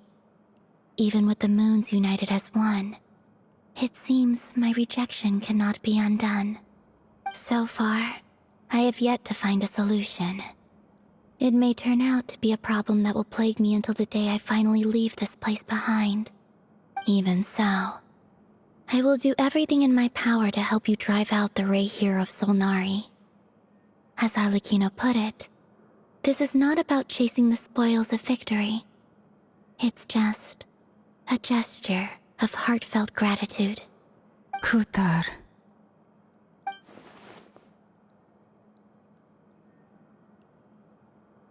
Defeating the Reihir of Solnari will be no easy task. While my strength slowly recovers, we'll also need to gather more intel. Naturally. We should take all the help we can get if we hope to defeat him. We've considered several viable plans now, but our choice hinges on the answers to a few key questions. Is it even possible to kill Rerir? What experiences shaped the person or monster he became? And what's he really after? Given Albedo's expertise in alchemy, I think we should leave him to try and answer the first of these questions. Understood. As for the other two, I'm afraid we'll have to count on you again, Miss Nefer. Believe me when I say it's not my wish to burden you. But right now, relying on your skills is our only option. So you're placing all your hopes on me, huh? We can't thank you enough for agreeing to help us. Honestly, I can hardly believe how lucky we are. You sure have a talent for changing your tune, Miss Moonchanter. Timid like Yehoda one moment, then flinches insincere flattery the next. Ladies, please. I must object to your portrayal of me. That's all. Feel free to keep bickering. Just pretend I'm not here. I almost don't want to leave this room. I'm curious to see how this plays out. I have faith in you, Miss Nefer. Something tells me you'll stand by us until the very end. Oh? And what makes you so sure of that? What if I suddenly decide that my compensation is insufficient? This isn't about the money. I can sense that you've got a deep-seated distaste for Rerir. And knowing you, that alone is motive enough. Look at them getting along so well. Like two peas in a pod. And I'm the one they accuse of insincere flattery. There is no justice. Miss Lauma, you have to understand something. Unlike you, I don't actually enjoy having everyone's hopes on my shoulders. Is that right? Well, maybe the fact that I'm willing to put my hopes in other people says more about me than you. But the fact is, I also trust you. And that's because I know that you're someone we can count on. Anyway, we've got our plan, so let's get moving. Mr. Dainsleif, let's talk. And Traveler, once we're finished, if you've nothing else planned, I'd like you to come with me. This whole experience is teaching me a lot. For instance, I now know that when other issues come up in the future, I'll have far more luck getting Lauma to convince Miss Nefer than trying to do it myself. Hate to say it, friend, but that's one of the funniest things I've heard in a while. Why? You think I've got it wrong? Quite the opposite. But what makes it so hilarious is how long it's taken you to realize.